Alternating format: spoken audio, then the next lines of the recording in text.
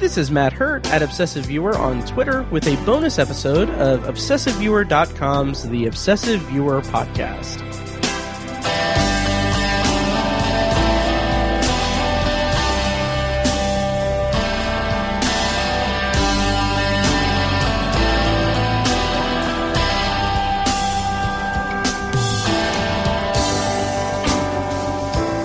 So we're about to record episode 233 of Obsessive Viewer, and we're about an hour and a half before Fekkes comes over to record our bonus episode about the Oscar nominees.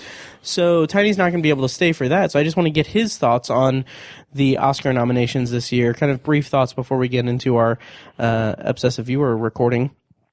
And first, tell people where they can find you online. At Obsessive Tiny on the Twitters. Nice. And then also, I'm going to be making a bigger push for Letterboxd since I am up to date on it now. So where can they find you on Letterboxd? I'm at Obsessive Tiny on there. Nice. Yes. All right. So what are your thoughts on the Oscar nominations?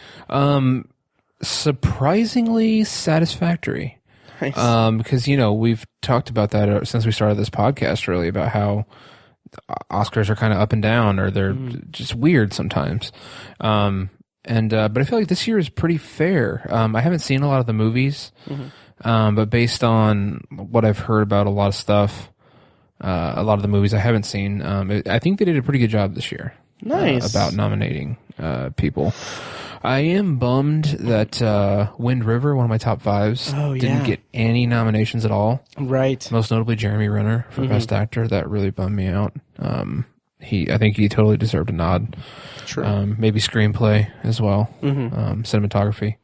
So yeah, I was a little bummed about that, but that's just one movie out of many. So yeah.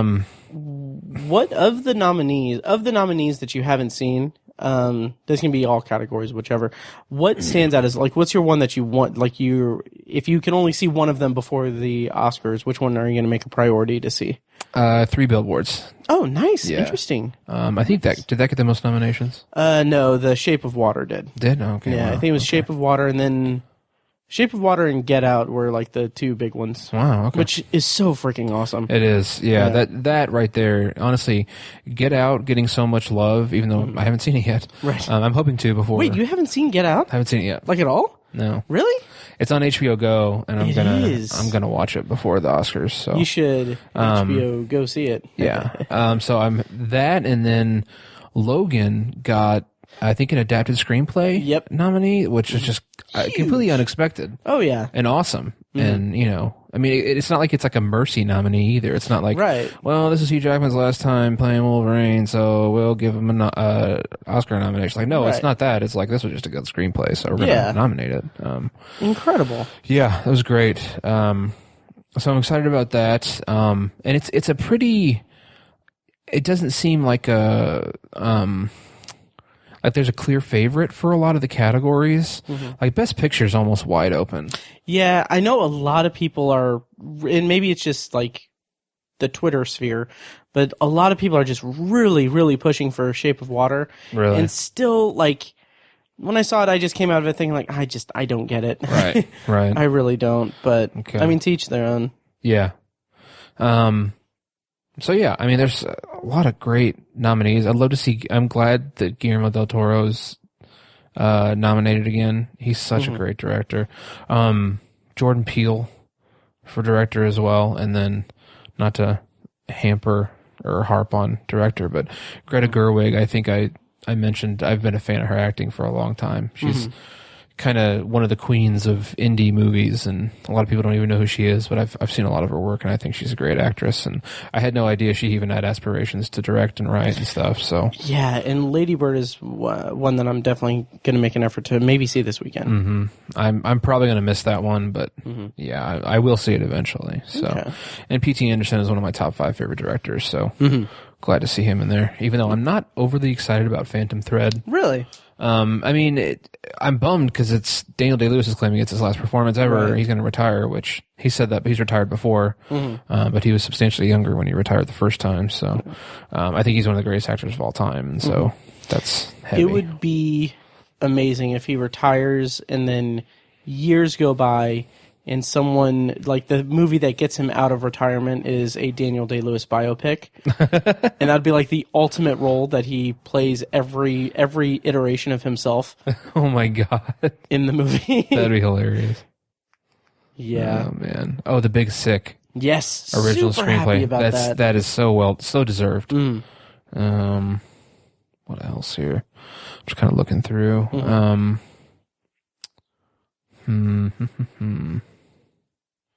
Are there any that got nominated that you maybe not even seen, but like any that got nominated that you're like, oh, that wasn't even on your radar as an Oscar contender? That movie Mudbound has gotten a handful. Oh yeah. Got a couple nominees, and I'm just not familiar with it at all. Yeah, it's on Netflix. That's what I thought. I've seen it on there. Yeah, and I've been meaning to check it out, but I haven't. Yeah. So, film editing, Baby Driver got nominated, which I think that's again pretty well deserved because like I had kind of mixed feelings on Baby Driver, but I feel like Edgar Wright writes so well for editing style. If you understand what I'm saying. Sure. Not the best way to put it, but like his writing style is conducive to very tight editing. I'll put it that way. Okay. And very stylistic editing. I'll put it that way. Edgar Wright writes right. Yes, he does. He do. He done do. So. Nice. Yeah, I think that's a good nomination as well. Sweet. So yeah, I mean, I think they did a pretty good job this year. I don't feel like there should be much controversy or anything like that. So right. Well, there's going to be because of the what's the movement? The Time's Up. Time's Up. Me Too. All that. Yeah, all those. I'm sure those will be present. Mm-hmm. Yep. Not that I have a big issue with it or anything. It sounds like you're very much against it, and that you very much so. Yeah. No, I don't have a problem with it. I just I just know it was so much in the news for the Globes, and I feel like it kind of overwhelmed some of the ceremony, I guess. Did you see Oprah's speech? I never watched it. Oh, really? You should at the very least check out her speech because it's really really moving and just like well articulating pretty much everything that that movement is about and everything. It's just It's really. I'll send you the link for sure. I have no issue whatsoever with either movement. Like right. Yeah, I completely endorse both of them. Mm-hmm. Yeah. You just want like you said, it kind of not overshadowed the awards, but it kind of took precedence. Which I mean, it's an important movement and everything, and it's important to recognize that. But it's also, it's kind of, I don't know. It tends to throw a wrench in things sometimes. It throws a wrench in things, and it causes a lot of conversation around it that brings out some of. It can overshadow. Yeah, it can overshadow and can bring out the ugly side of some people that are, bigoted, misogynistic, whatever. Yeah. Anyway, that's Tiny's thoughts on the Oscar nominees, and we'll get into a bonus review with me and Fekkes, talking about it in more detail. And enjoy. All right.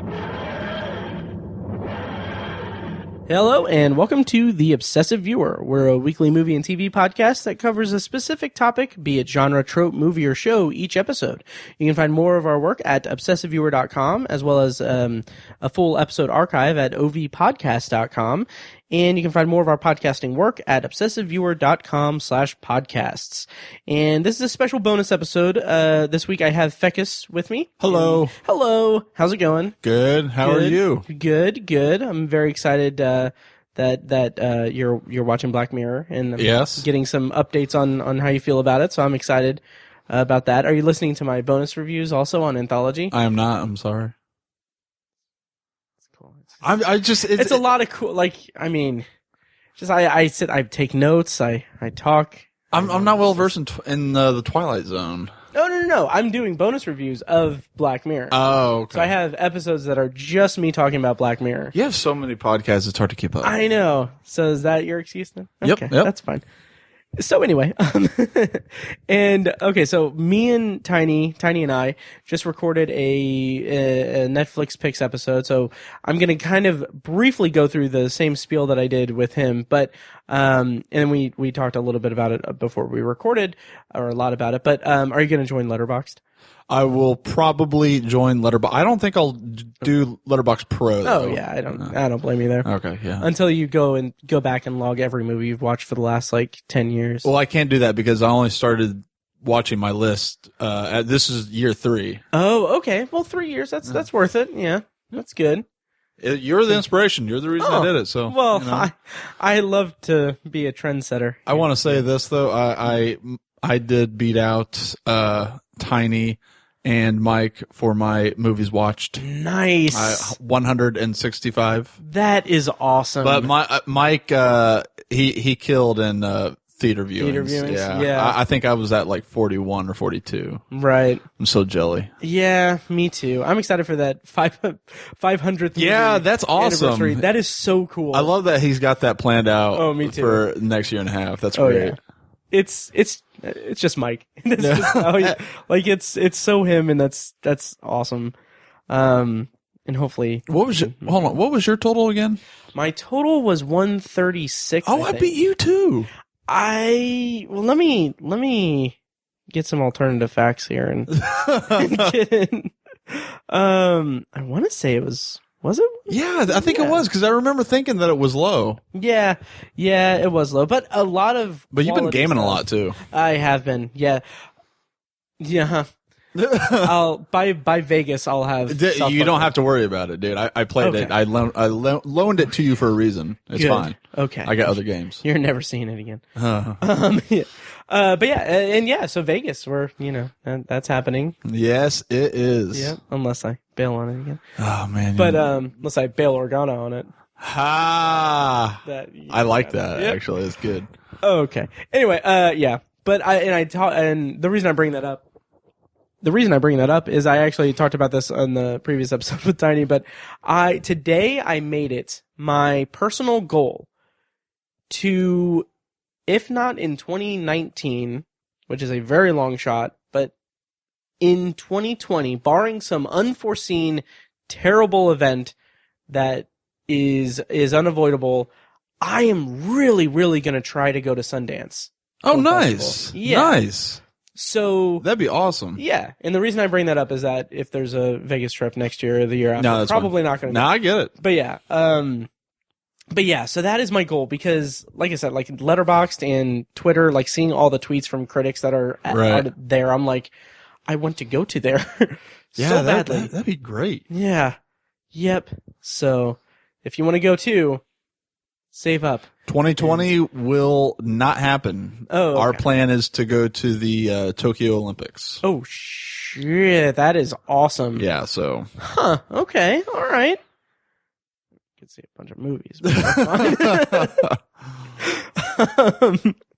But no, so yeah, so that's my goal, and I jokingly said oh, watch out for my GoFundMe, but I'm thinking I wonder if I could get anyone to support that. But anyway, yeah. So anyway, we're here today to talk about the 2017 Oscar nominations. Or would it technically be 2018? I don't know.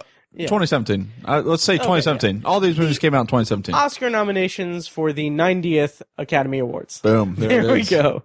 So anyway, so we're going to kind of go through the nominees this year. This year, first of all, overall, since you weren't on the end of year episode or anything, how'd you feel about 2017 in movies overall? Oh man, this was such a good year for movies. There was so many great films that I saw. I remember I was telling you about my top 10 list. Man, that was hard. Yeah. I'm still questioning some of my decisions. But I don't know. No, I kind of stand by my list. I'm kind of in the same boat, sort of. I was so after in the middle of recording that episode, I was like, is The Big Sick really number 4, or should I swap that with The Disaster Artist? I'm afraid now to see The Big Sick because all three of you guys just gushed over it, and now that I'm gonna go. It's on Amazon Prime, so I'm sure I'm gonna watch it here soon. Yeah. And I had that feeling where I'm gonna probably walk away and be like, yeah, it was good. You know, it's and yeah, that's always a worry. But my kind of justification for gushing over it is that it is. I wouldn't say that it's a rom-com that transcends the genre or anything, but it's a rom-com that bucks the conventions of the genre to tell like a very real, like personal story. That's gonna and that's gonna be a problem with me in and of itself, it being a rom-com, because I just that's like my detested genre. I know that kills you. It does. You know, it's funny because I was going through my 2013 movies watch to put into Letterboxd, and like there's a run of like a month and a half where I watched a lot of rom-coms. Man, there's just like bad ones. There has been like 1.5 rom-coms that I thought were good movies, and I can't even name them. Well, Maybe do you consider Easy A rom-com, because I thought that was delightful, but I wouldn't even consider that a rom-com. High school drama, high school comedy, I would say. But I would think like I mean, like, do you like When Harry Met Sally? I've never seen When Harry Met Sally. Okay, 500 Days of Summer. It was good. Okay, I wouldn't go out and say I fucking love 500 Days of Summer, but it was good. I would never go out of my way to watch it again. Okay, interesting. Maybe because Zoe Deschanel is much. I love Zoe Deschanel, and she does a great job in that movie. But her character, I kind of get annoyed by her character. But we get it. You're kind of that cool out there chick. I feel like that's a trope that's overplayed. That was like, okay, 500 Days of Summer back in like several years ago was like one of my like favorite, like maybe not favorite movies ever, but like favorite, like one of the movies that I would go to and like watch like kind of frequently. It's specifically because I have known in my life women like that, and I can relate to that, and it like. So you're like on your Tinder profile, I love 500 Days of Summer. Right. It's just like at this point, it's just like I'm kind of more maddened by that character than anything else. By Zoe Deschanel's? Yeah, her character. She's kind of, because it's... she gets kind of bitchy, if I remember correctly. Well, not even necessarily that. I mean, yeah, but it's more like, okay, she knows that he is very much interested in her. Right. But she is not, like, she's still hooking up with him and stuff. And it's just like, you know. Yeah. No, I understand. But like Knocked Up was good, but would you call it? See, I wouldn't even call it, well. I would call it a romantic comedy of sorts, but it's different. 40-Year-Old Virgin-ish, but those are more vulgar. Those are like vulgar comedy type stuff. They would fall more like an R-rated comedy. Yeah. Like Wedding Crashers and stuff like that. Even though Wedding Crashers, I would kind of say is somewhat rom-comish because it follows like those. It does, right? Yeah, I don't know. Like you're what you consider typically a romantic comedy is just not a genre that I've ever gone on my way to enjoy. And it's one that's diluted with a lot of crap. Like it's like horror. Like there are some really good gems, but horror comedy. Like there's a lot of terrible comedies out there. So no, you're right. Yeah. But yeah, The Big Sick is it's. I think you might like it. I'll watch. I'm gonna watch it. Like it's. I mean, it's all right. It's got the. It's all good. It's got the Oscar buzz. I'll watch it, but it's. And who knows? Maybe I'll end up gushing over it as well. But. I hope so, because it's a delightful movie. If anything, I think you'll really love the performances. Yeah, particularly Ray Romano is very good. I like Ray Romano, even though I hate sitcoms. Oh, that's right. You hate sitcoms too. Which people, my buddy Chip always like when we discussed that. He was like, "But you love It's Always Sunny in Philadelphia." It's like, yeah, I love It's Always, and I guess it's technically a situation comedy, but it's not. But it's more, yeah, it's really not. Yeah. So, The Office, it's okay. Wow. Like there was a time in my life where I was really into The Office. Okay. But I never finished it. Like. I think it was shortly after Pam and Jim had a baby that I stopped. So I never got to see the Will Ferrell stuff. I never saw Michael Scott leave. Yeah. And like I said, there was a time where I was really into it.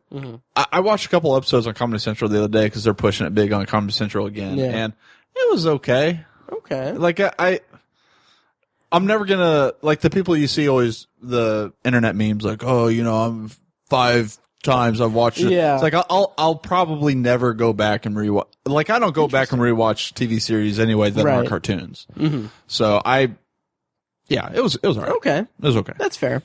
But anyway, yeah, let me know what you think of The Big Sick. Yeah, I will. I'm very, very Mudbound's going to be what I watch next, but. Oh, nice. Yes, I need to watch that. And yeah. Well, for one, we'll get to talking to it when we get to and there was something else I was going to bring up tangentially related to what we were just talking about. Man, I lost it. Now we'll come back to it. Yeah. Anyway, so we are going to... I'm stalling in case of jogs. Anyway, okay, so yeah, we're going to go ahead and talk about the Oscar nominations and everything. So let's start with kind of lump a couple of them together. So film editing, film editing, we'll start with that. First of all, okay, so yeah, the nominees are Baby Driver, Dunkirk, I, Tonya, The Shape of Water, and 3 Billboards Outside Ebbing, Missouri. First of all, you really liked The Shape of Water. I really liked Shape of Water. I thought it was just a charming, beautiful film. And I know you didn't quite grasp it, but like it was just kind of magical.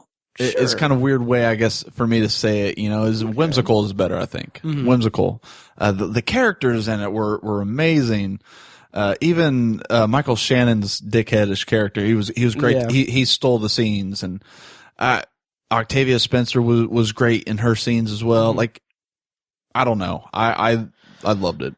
Interesting, yeah. And, I just have to count it as just something I just didn't get. Hey, and that's and. I like to think I'm a genius, but what's you're a stable genius, right? I'm a very stable genius. Jesus Christ! But no, I liked the characters and everything. Like Richard Jenkins was great. Octavia Spencer. We'll get to the supporting actress nominations, but I was super happy to see her because she, like, every time I see her, she's perfect. I was gonna say, after I walked out of that movie, she's one of those actresses that when I first started seeing her, I was like, okay. But now every time I see her, she's like, man, she was good in that. Yeah. Nice. Yeah. So I really enjoy her performances. Oh yeah. And, but yeah, just, I think that the big hang up I have over it is that just the kind of the romantic subplot with the fishman. That's not the subplot. That's the plot. Well, the main plot. The main plot of the movie. Well, it's basically like, an erotic Free Willy. That is an oversimplification to the highest degree. Yeah.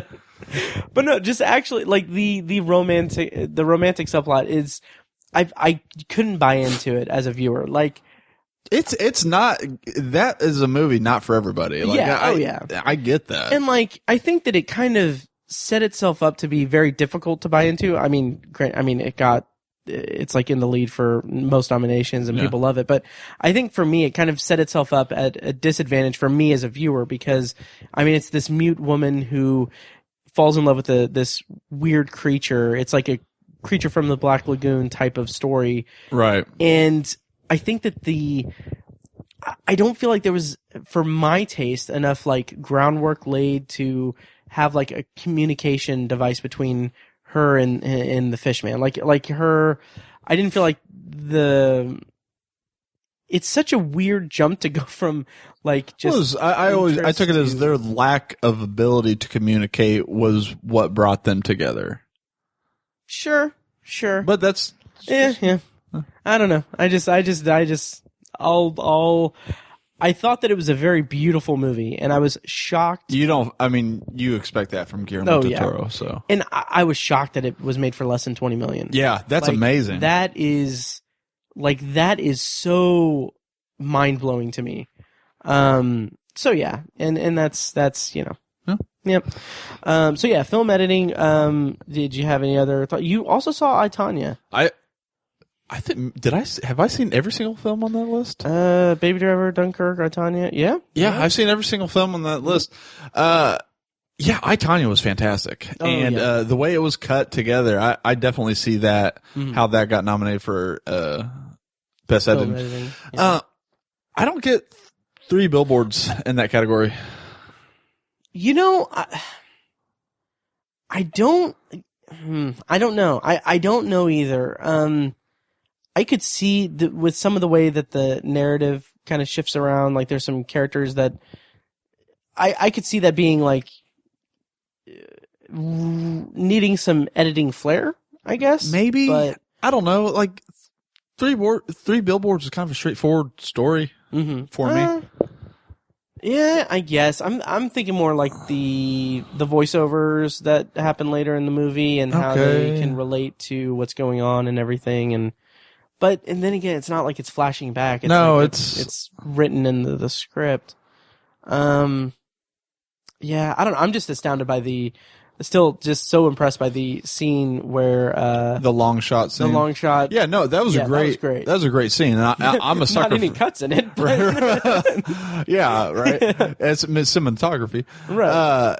No, and I'm a sucker for long shots, so I really enjoyed that scene as well. But yeah. I don't get 3 Billboards as, and maybe I'm missing something. I don't know. Yeah, same here. But Baby Driver, very, very slick. Very editing, slick. Very, like, I can't imagine cutting those chase scenes together. Right.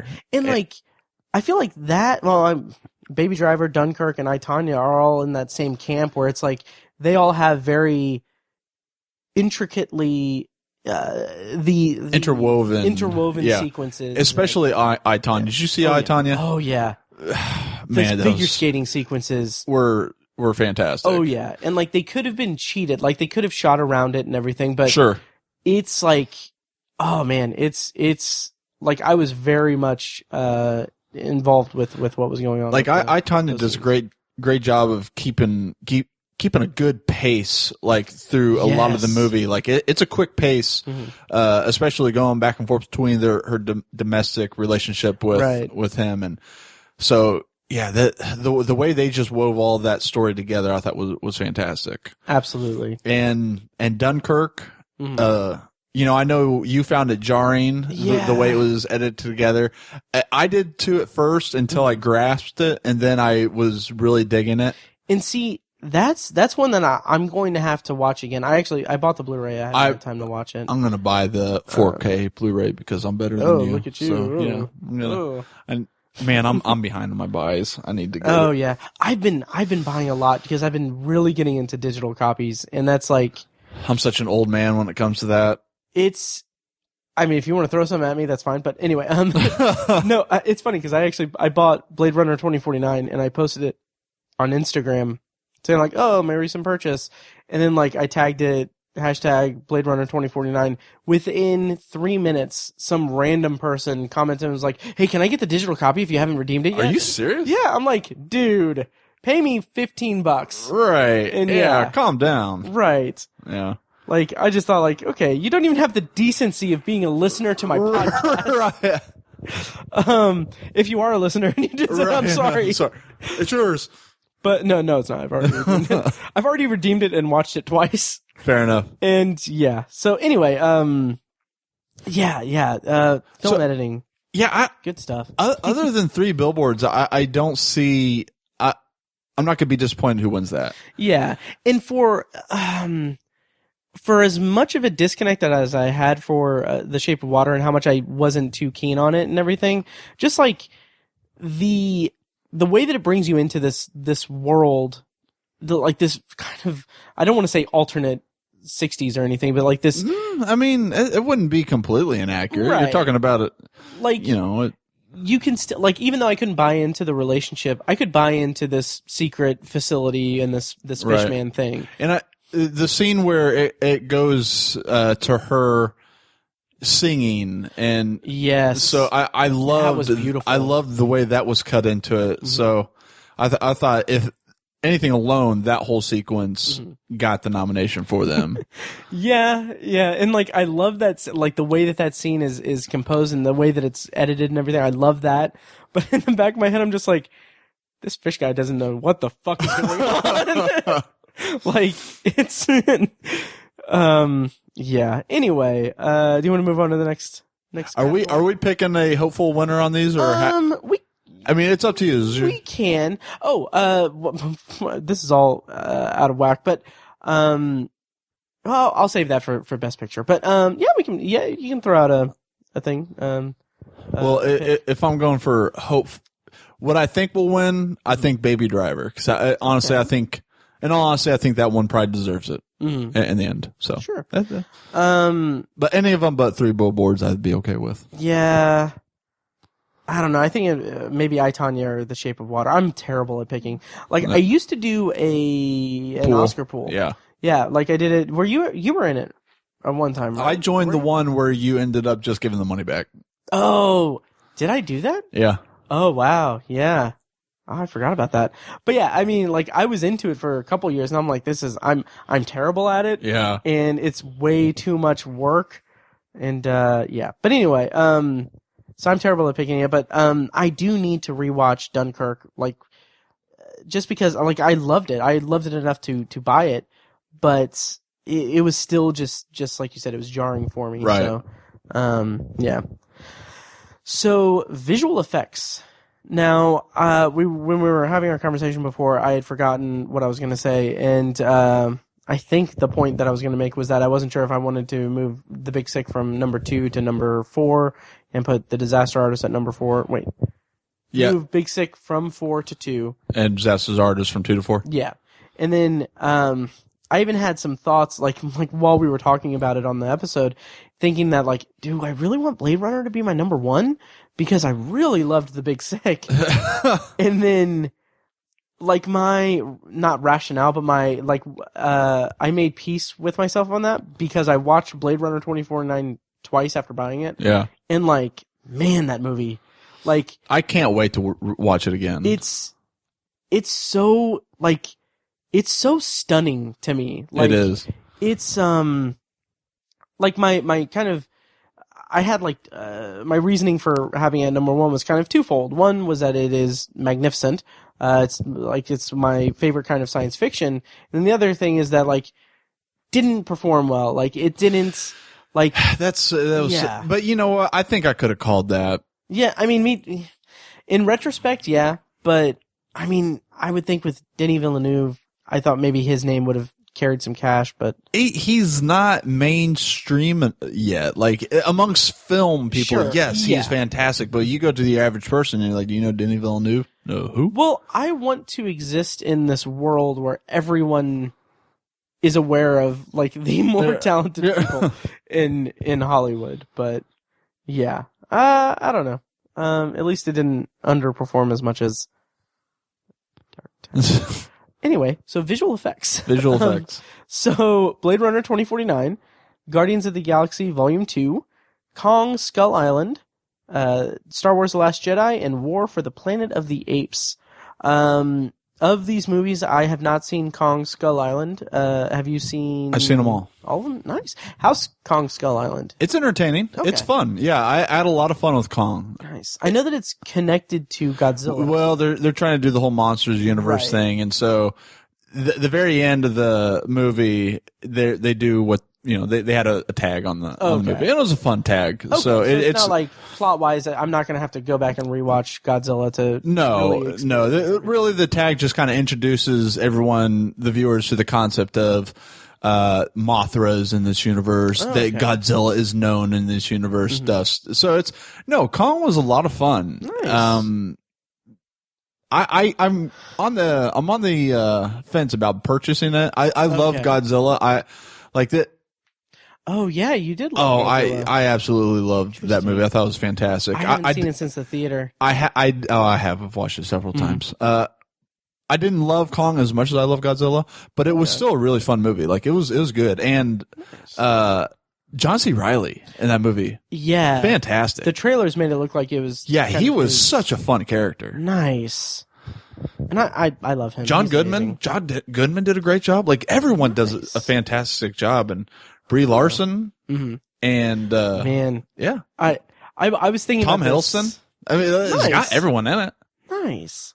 I was thinking about this, and this is a small tangent, but okay, Infinity War, we're gonna go into Phase 4 after Infinity War and everything of the Marvel Cinematic Universe, and at this point, there's no, like, I don't know what that's going to look like, because they were saying that it's going to be slightly different, like when they go into phase 4, it's going to open it up and everything.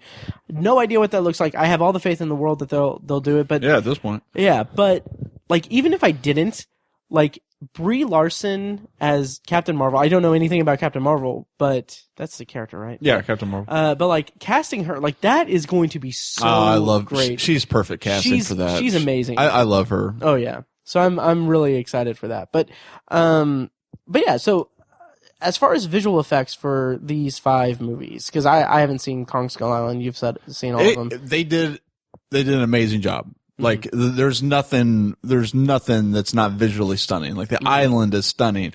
Kong is real. And I remember in the trailers, like, it just the sheer stature of him. Right. The scale of Kong is is daunting. It's amazing. Nice. So the monsters, I forget what John C. Reilly calls them, like the skull crawlers or something like that. And it's funny because he's like, it sounds stupid saying out loud. I'm sorry. It's just whatever. No, but the scenes with those creatures were fantastic.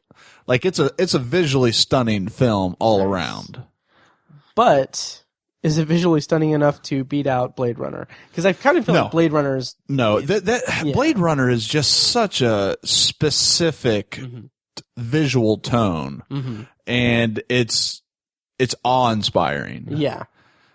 There's nothing in Kong that, like, Kong looks great, but there's nothing about Kong that stands out as something that you've just never seen before. Yeah. Because even Peter Jackson's King Kong was visually stunning too. Yeah. And well, I take that dinosaur chase scene in King Kong was kind of rough. I honestly don't remember King Kong that well. I used to adore that movie. Really? I need to revisit it because I haven't watched it in a while. But you know, I take that back. King Kong himself was stunning in that King Kong movie, but the dinosaurs were kind of wonky. Yeah, that's kind of weird. Sure. Now that I think about it, but yeah, I don't know that there's anything in King Kong that'd be or for Kong Skull Island that would stand out enough for me to think that it is going to win this Oscar. Sure. Nor do I think Star Wars. Oh, really? Yeah, like interesting.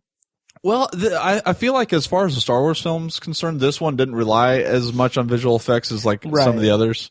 It just relied on tarnishing the childhoods of so many people. Right.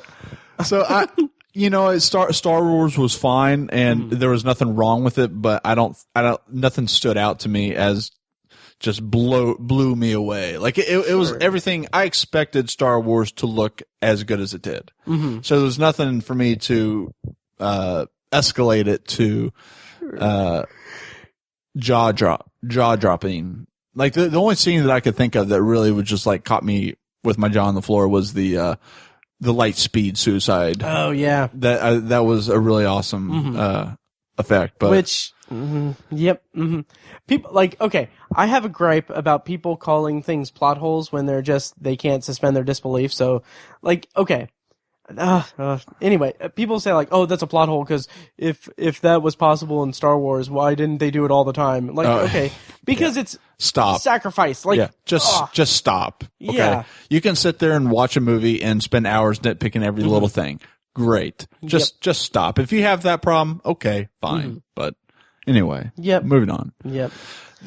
the only film that I think I would vie for a win over Blade Runner was going to be War of the Planet of the Apes, just because the ape effects are just it's ridiculous. Astounding. Like each movie is an improvement on the last, and each movie is groundbreaking. Yeah, it's insane.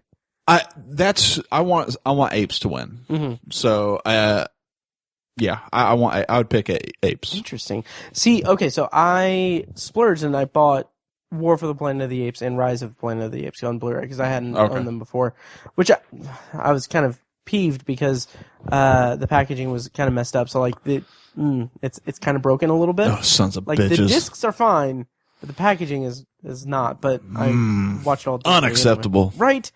Anyway, so I need to rewatch that again. But yeah, I think that it is Blade Runner's to lose, though. I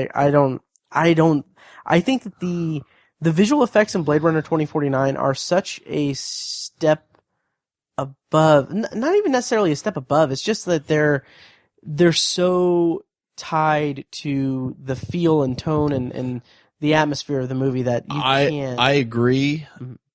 The thing is, though, you look at War of the Planet of the Apes, and it wouldn't cross anybody's mind that those aren't apes. It's indistinguishable. It is, and that's where I think that wins. Okay, in my opinion, yeah. It's amazing. Mm-hmm. You just there's no other word to describe it. It's amazing. Those are apes on the screen. Okay. Let's okay, yeah. Let's put some money on it. Like one shot in Vegas for whichever one we. I like that. Choose. Right? I like that. Okay. Yeah. That'll be the only drink I have. Right, you're going to be sober. So sober. We're going there for a church mission? No, absolutely. Yeah. We're preaching. Oh, yeah, absolutely. Jesus Flat Earth Christ. Society.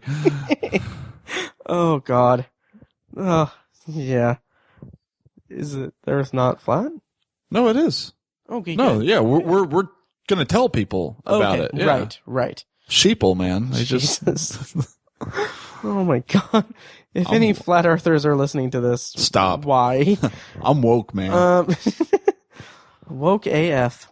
So anyway, so yeah, best visual effects. I think it's still. I think it's going to be Blade Runner. How do you feel about the visual effects in Guardians of the Galaxy Volume 2? They're okay. Yeah. I didn't think there were anything. Nothing floored me. Mm-hmm. I thought the visual effects of Ego's little jelly destruction was kind of a little cheesy. Sure.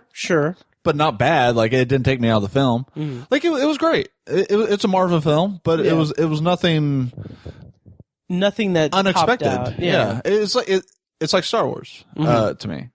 Yeah. So no, it was great. Only your childhood wasn't ruined. Yeah, exactly. Peter Quill's maybe, but anyway, yeah, I agree with you. I think that with Guardians, its strength in terms of visual effects was the way that the visual effects were integrated into like the opening scene, like where you see that like the juxtaposition of like the Dairy Queen and like 1980s or whatever. Yeah, and that's like the problem. The problem is that the big budget movies right now, you come to expect nothing but fantastic. Like any Marvel film out there, you're walking into a visual feat. Any Star Wars film, you're walking into a visual feat. Right. But there's nothing about it to me that just stands out as amazing. Like, it's great. It looks great.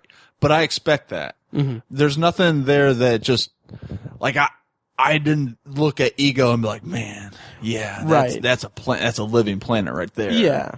And so, like, it was good. Totally. And not to take anything away from those movies, but I just, War of the Planet of the Apes and Blade Runner, it's just that extra step. Yeah. I totally get what you're saying. One thing that I want to point out about that, like, this is why I think that 2017 was a great year for movies in general, like, of all kinds.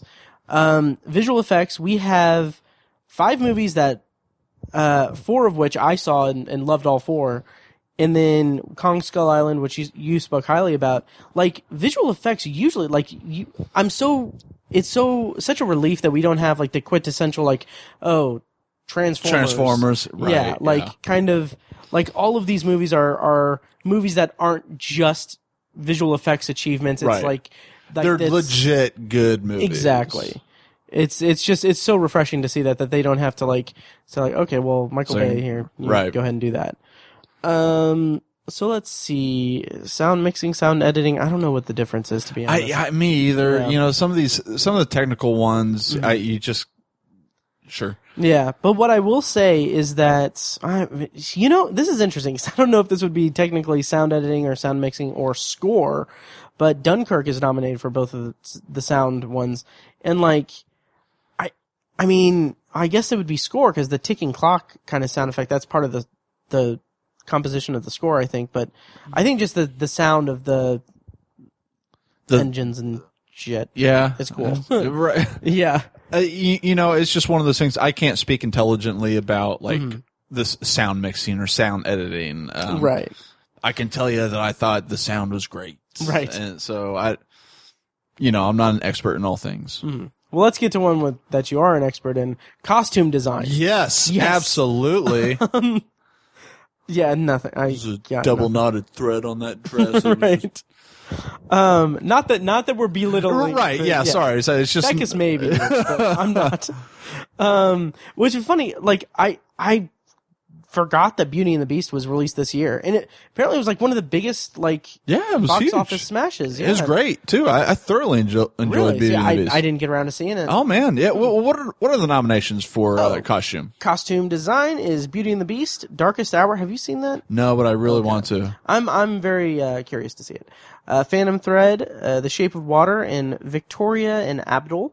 Well, I've never even heard of that one. I've seen that on like Google Play, like when I'm browsing, and I'm like, I don't know what that is, and then now it's on, like now it's nominated, so I'm like, maybe I should check it out. Well, I've only seen The Shape of Water and Beauty and the Beast. Okay, so I will not say whom I think should win or whom I hope wins. I will just say that I thought that the Beauty and the Beast costumes were spectacular. Nice. Yeah, I mean they did a fantastic job.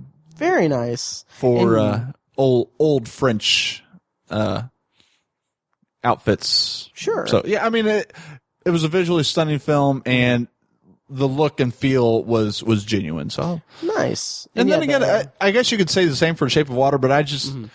I don't see that as being overly difficult era to portray on film. Yeah, I agree. And it's like nothing really stood out about the costume design because I think the kind of production design and the set design was like kind of overshadowing. I agree. Any costume. Yeah, I agree on that. Yeah, but again, like that's the only movie of those nominees that I've seen. So I'll just say that. Yeah, Beauty and the Beast costume design was fantastic. Okay. Nice. And how they trained that bear to just do all that in that outfit was amazing. No one tell him. That was a bear, right? Yeah. No one tell him. It'll be heartbreaking. They did good voice work for the bear. Oh yeah. Jesus. I heard they put peanut butter in his gums like Mr. Ed. That's a really disparaging thing to say about Emma Watson. Oh, rough. That's I don't even know why. Like, I only said that because it was a fun turn. Like, nothing against her at all. She's amazing. Oh, he hates her. No. Hermione. Anyway. Cinematography. Yes. Sorry, Emma Watson. Cinematography. Okay, we've got Blade Runner 2049, Darkest Hour, Dunkirk, Mudbound, and The Shape of Water. Now, The Shape of Water has so many different nominations. I could kind of see it sweeping, and I don't think it should get. I think that this, like visual effects, is Blade Runner's to lose. Like, I'll say this about Shape of Water: I see the nomination. Oh yeah. So I don't have a problem with the nomination there, but Blade Runner. Yeah, if it was if Blade Runner did not come out, I mean, Shape of Water would. I would sing Shape of Water's praises for cinematography. Right. Even though I wasn't a big fan of the movie, like visually, the cinematography is amazing. Now I haven't seen Darkest Hour or Mudbound, so I can't speak to those. I really want Darkest Hour has been one of those that I keep meaning to see, but something else comes out that trumps it for that week. So like the Death Cure this weekend. The Death Maze Cure. Runner. Yeah. You know, Matt and Draco actually gave me passes, like $5 ticket passes, and like my friend's a big fan of Dylan O'Brien, so maybe. But I also want to see Lady Bird. I want to see Lady Bird's kind of low on the totem pole right now for me. Not that I think I'll like it. I just I want to see The Darkest Hour. Mm-hmm. This week I really want to go see the. What's the Christian Bale cowboy movie that's releasing? Oh, Hostiles.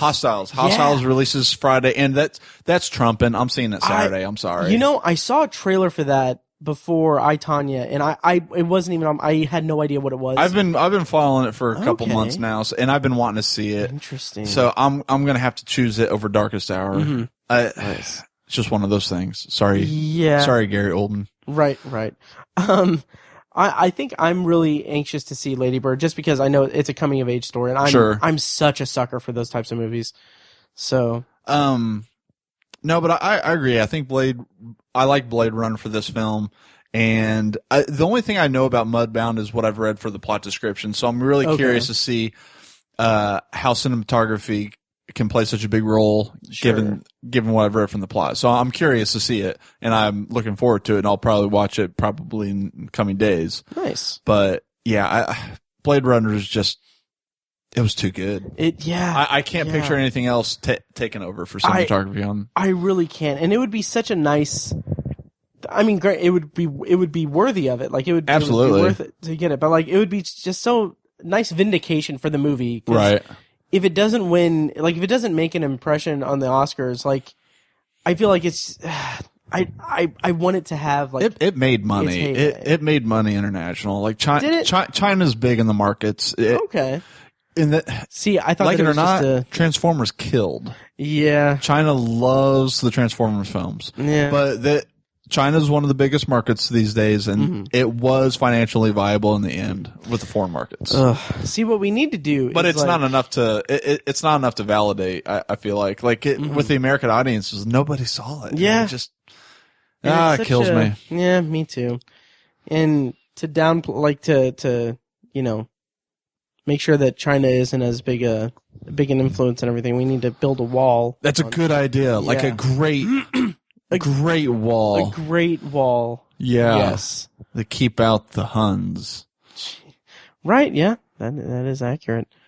I was trying to think of the Mongols. No, it was the Mongols. Was it? The Mongolians. Sure. Pretty sure it was Mongolians. Oh, well, it's been almost a year to the day since I saw the Great Wall. You saw that? I did, yeah. That killed in China.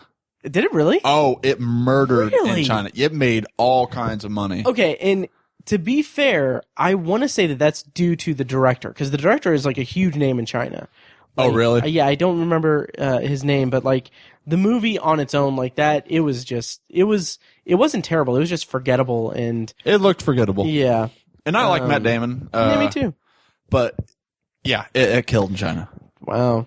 Anyway. I was trying to think of we should build an even greater wall or something, but I don't know. No. Anyway, passed. Make America a Great Wall Again. Production design. Yeah, it's Beauty and the Beast, Blade Runner, Darkest Hour, Dunkirk, and The Shape of Water for production design. I mean, man, there's not a bad Yeah. It's not a bad bunch in that. Yeah. I mean, I could see Dunkirk taking it as a surprise, because like I don't even think it'd be a surprise just because of all the practical sets that they used for Dunkirk. Of it, the scale, the fact that they went and got legit planes and ships from the era. Yeah. So I don't think that would be a surprise at all. I think that'd be very. I think in context, like what I mean by surprise is like it would be a surprise in context of the other nominees, like because I could see Blade Runner or Shape of Water easily taking it. I like Shape of Water for production design because you really get the feel of the era in The Shape of Water, and not to say that you don't with Dunkirk either, but I think it's harder to get that feel in a 1950s laboratory than it would be for, say, a war zone. Right. So, and maybe I'm wrong, but I feel like it'd be more difficult to really get the feel of the era in something like that. Sure. So. Okay. I think I'm going to go ahead and go with Dunkirk or Blade Runner, just because I think deep down my issues with The Shape of Water is its treatment of cats. Yeah, you're right. Yeah. Oh man, I got a hearty laugh on that part. Which meant 2017 was a rough year for cats in movies and TV. You know, Richard Jenkins took that rather well.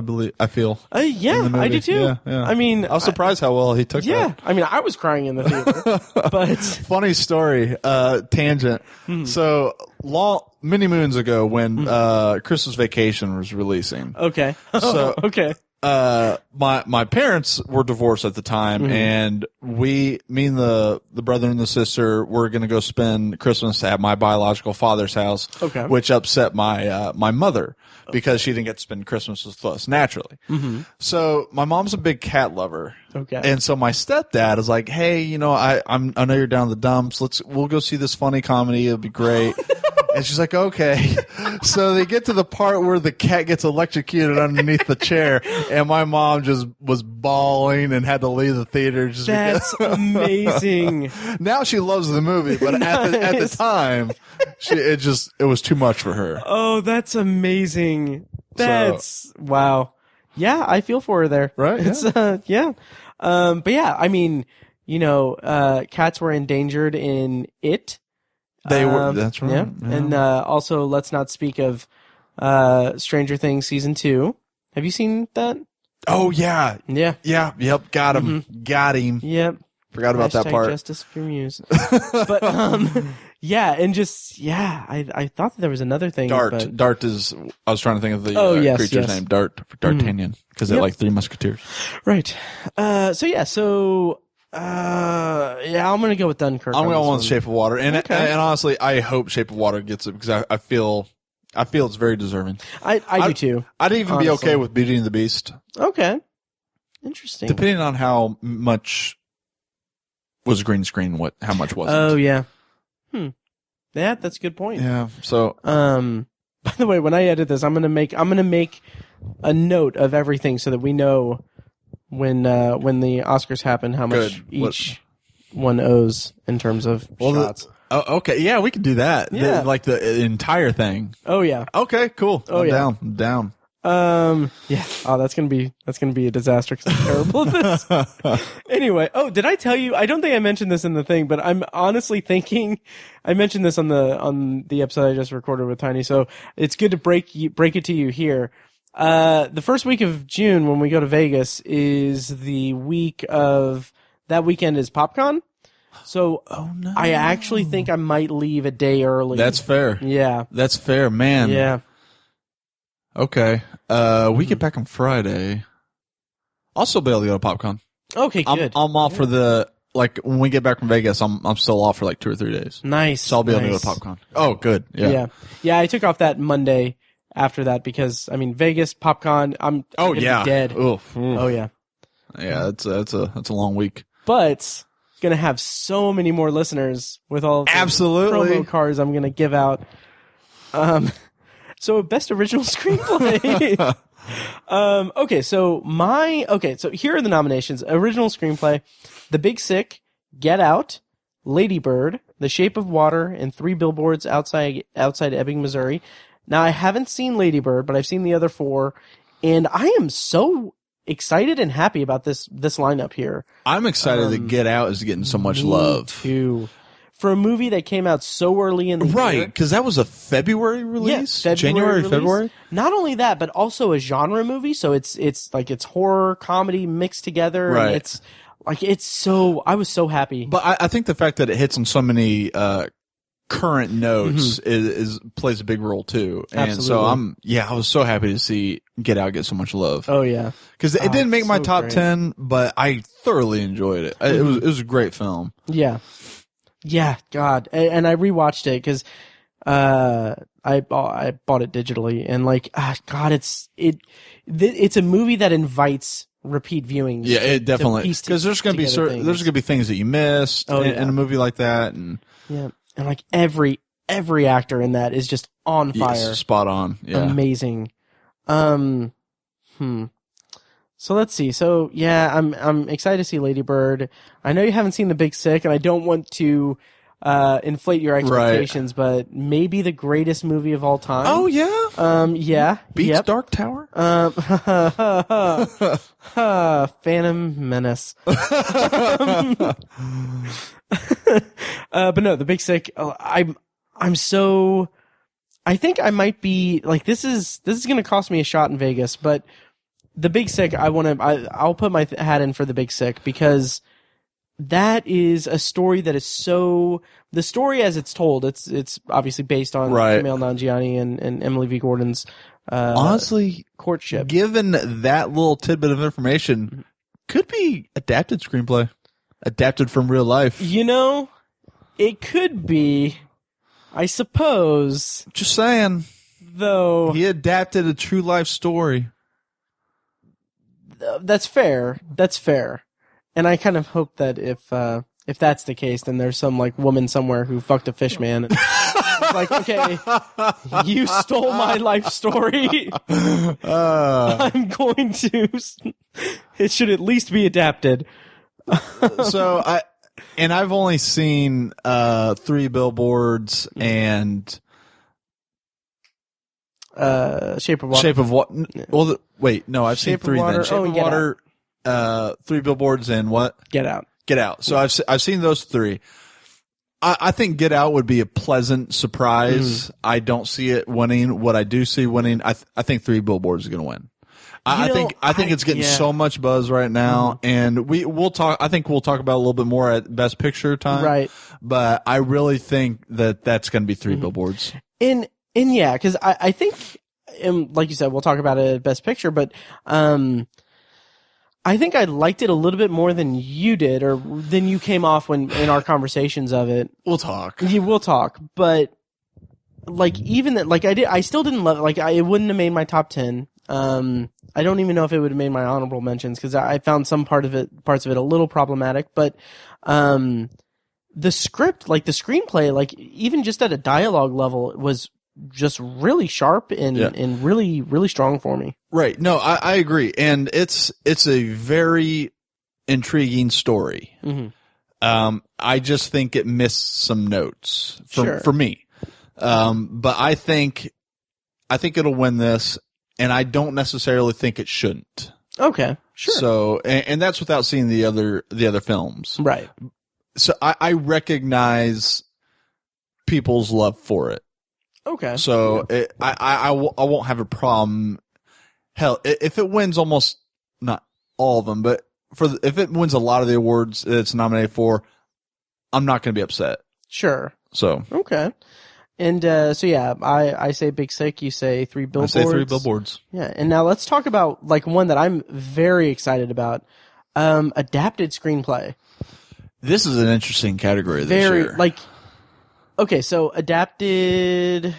I just lost it here. Okay, the one that I'm like ecstatic about is Logan. Yeah, fucking Logan. That's cool. I really want it to win. It's not going to, but man, I want it to win. Yeah. Just because I want it to be, I wanted people to be able to say Oscar-winning film Logan. Yep. Mm-hmm. I think it could deserve it. Oh, absolutely. Like rewatching it, it's like, man, it's so good. Like if you take away the concept of it being a comic book movie, because that's what it is. It's a comic book movie. The Academy does not like comic book movies. Right. But so if you take that away though, it's just a fucking fantastic movie. Absolutely. It's heartbreaking. It's hopeful. It's suspenseful. It's just such a good movie. Oh yeah. It's it kind of reminds me a little bit, maybe not as directed. I don't know. Cuz the other one's on a pedestal that I'm about to say, but it kind of reminds me of like the same type of thing that happened with like The Dark Knight. The Dark Knight was not like a comic book movie. Right. That was something else entirely. Well, it's funny because they purposely left out the name Batman in the title in hopes that it would get Oscar attention. Oh, really? Yes. See, I didn't know that. Because no one thought that they would nominate a movie with the word Batman in it. And I get that. Yeah. And I think The Dark Knight works as a better title than anything you could throw Batman into it anyway. But but that just goes to show how little regard the Academy has for comic book movies. I kind of feel like maybe Nolan should have named Dark Knight Rises as like Dark Knight wins an Oscar? Question mark. Question mark. Dark Knight won an Oscar. Oh yeah, that's true. Yeah. Heath Ledger. Yeah. So anyway, there are other nominees besides Logan. Right. But yeah, so that's your okay. I see what you're doing there. Call Me by Your Name, which I still haven't seen. Haven't seen it. The Disaster Artist, my number 2. Logan, Molly's Game, and Mudbound. So I haven't seen Molly's Game, Mudbound, or Call Me by Your Name, but I know that you had very high things to say about Molly's Game. I thoroughly enjoyed Molly's Game, and that very well could be because I have an affinity for gambling. Mm-hmm.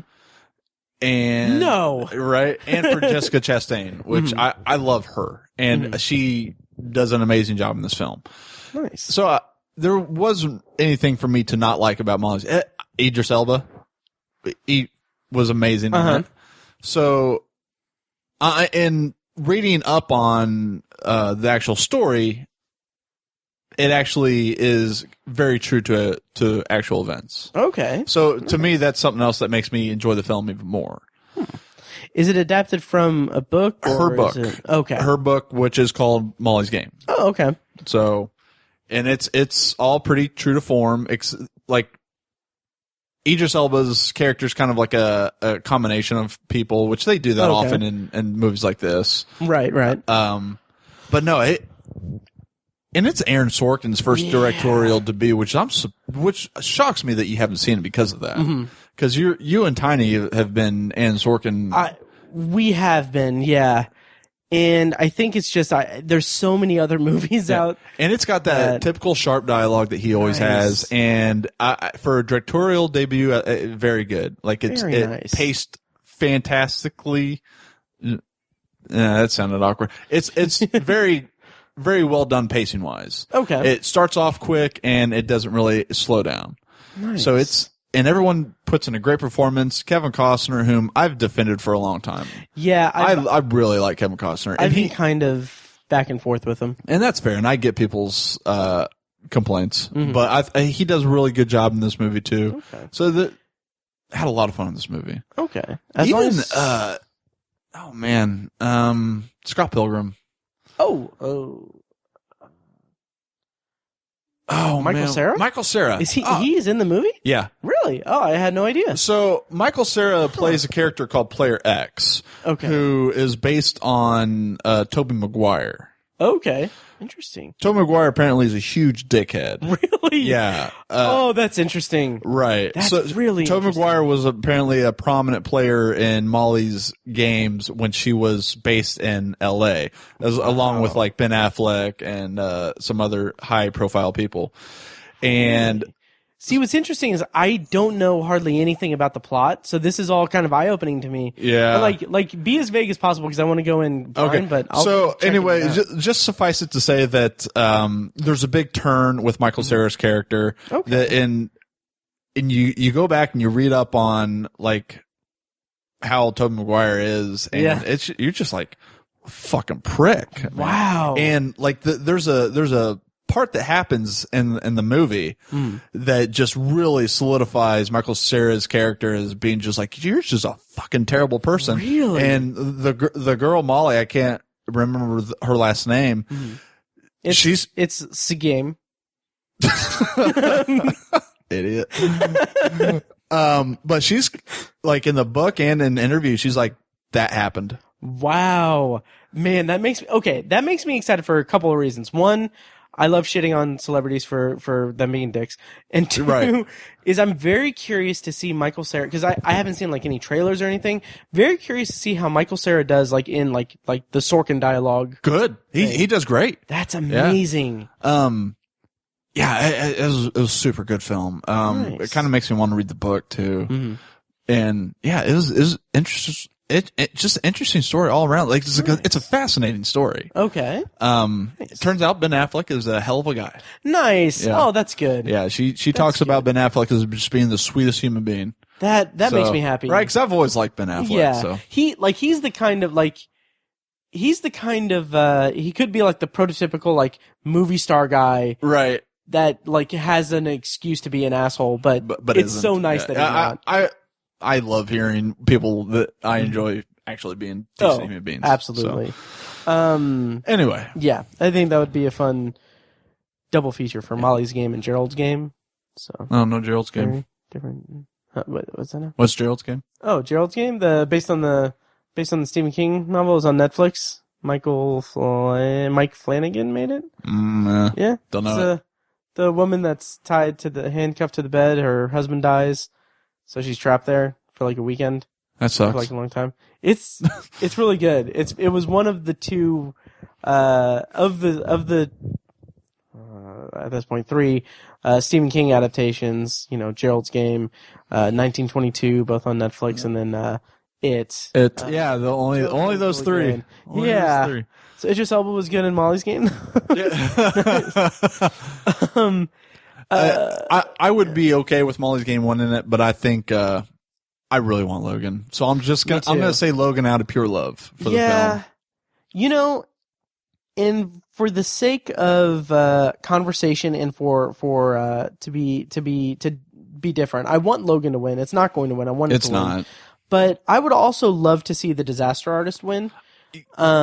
If only because so much of that movie is not necessarily like a middle finger to Hollywood, but it's about people that are cast out from Hollywood striking out on their own. I thoroughly enjoyed Disaster Artist, not nearly as much as you did. Like it almost made honorable mention for me, but see, and that's the one movie that I'm not sure about its placement on my top 10, because I had a number 2. Right. And that's high. That's very high. Like I have the distinct feeling that when I go back and watch it again, it's gonna be like maybe 6 or 7. I think Mike had a good point as to why it may not have struck a chord with me as much as it did you, and it's the fact that it tries to make him sympathetic towards the end. Yeah, and he's just not. He's just a terrible human being. That's true. I agree. So, and he's an intriguing human being. Don't get me wrong, but I can't be sympathetic towards him. And see, that's where me and Mike were kind of not at odds, but like from his perspective, he doesn't find Tommy Wiseau as being an interesting subject because he's not a sympathetic character, whereas I don't think he's a sympathetic character, but I find him a vastly interesting. No, he's an interesting person. He's intriguing. But I feel like since the film tries to make him somewhat relatable or sympathetic towards the end, it kind of loses some steam for me there. They try to turn him into the protagonist of the movie when the real protagonist is Greg Sestero. Yeah, absolutely. Absolutely. But yeah, I think it would be fun to see that win just because it's so like, I don't want to say anti-Hollywood, but it's so just fringe. Hollywood. It's fringe Hollywood. Exactly. Perfect. Yeah.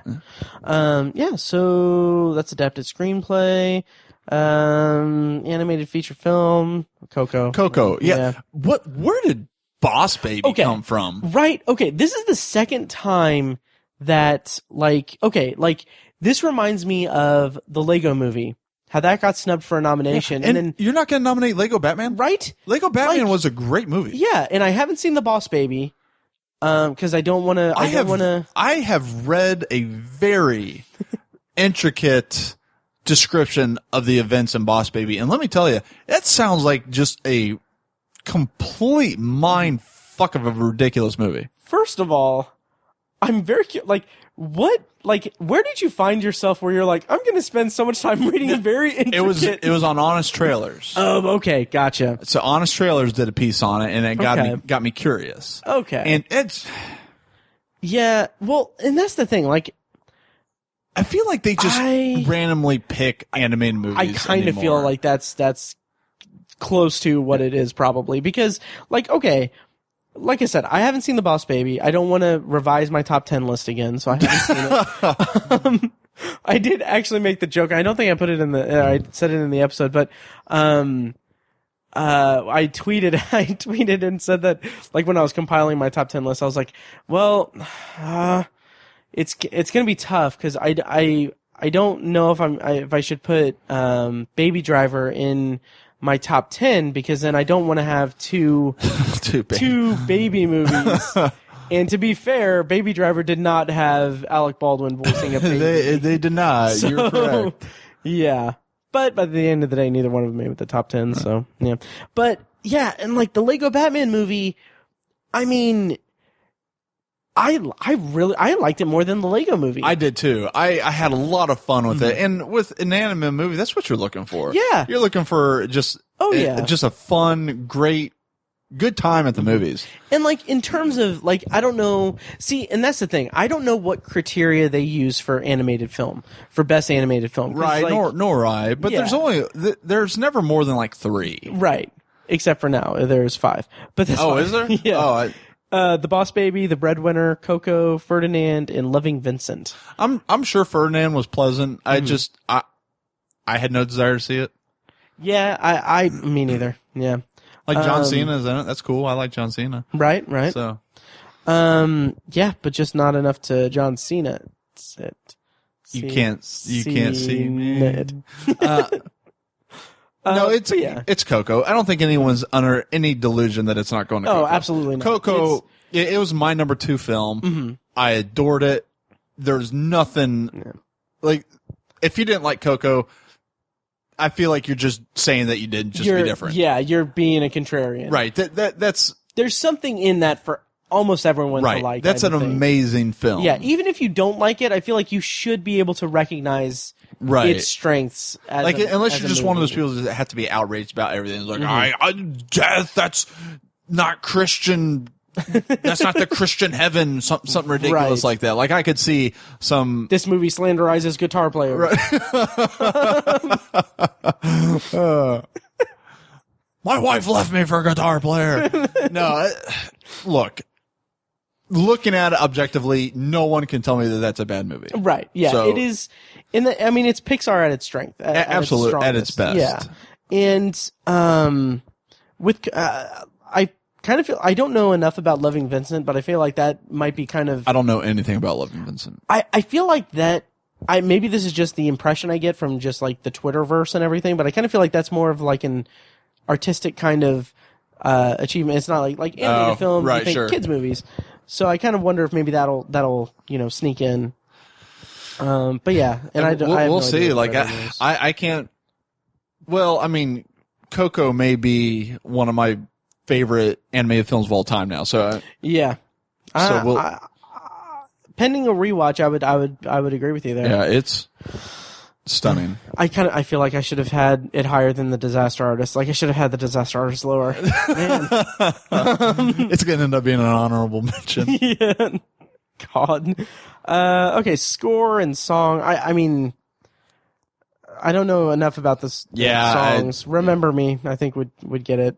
I'll just pull for Remember Me just because it was a great song and it was in Coco. So. Oh yeah. Score though. Like, okay, it's Dunkirk, Phantom Thread, The Shape of Water, The Last Jedi, and 3 Billboards. So, I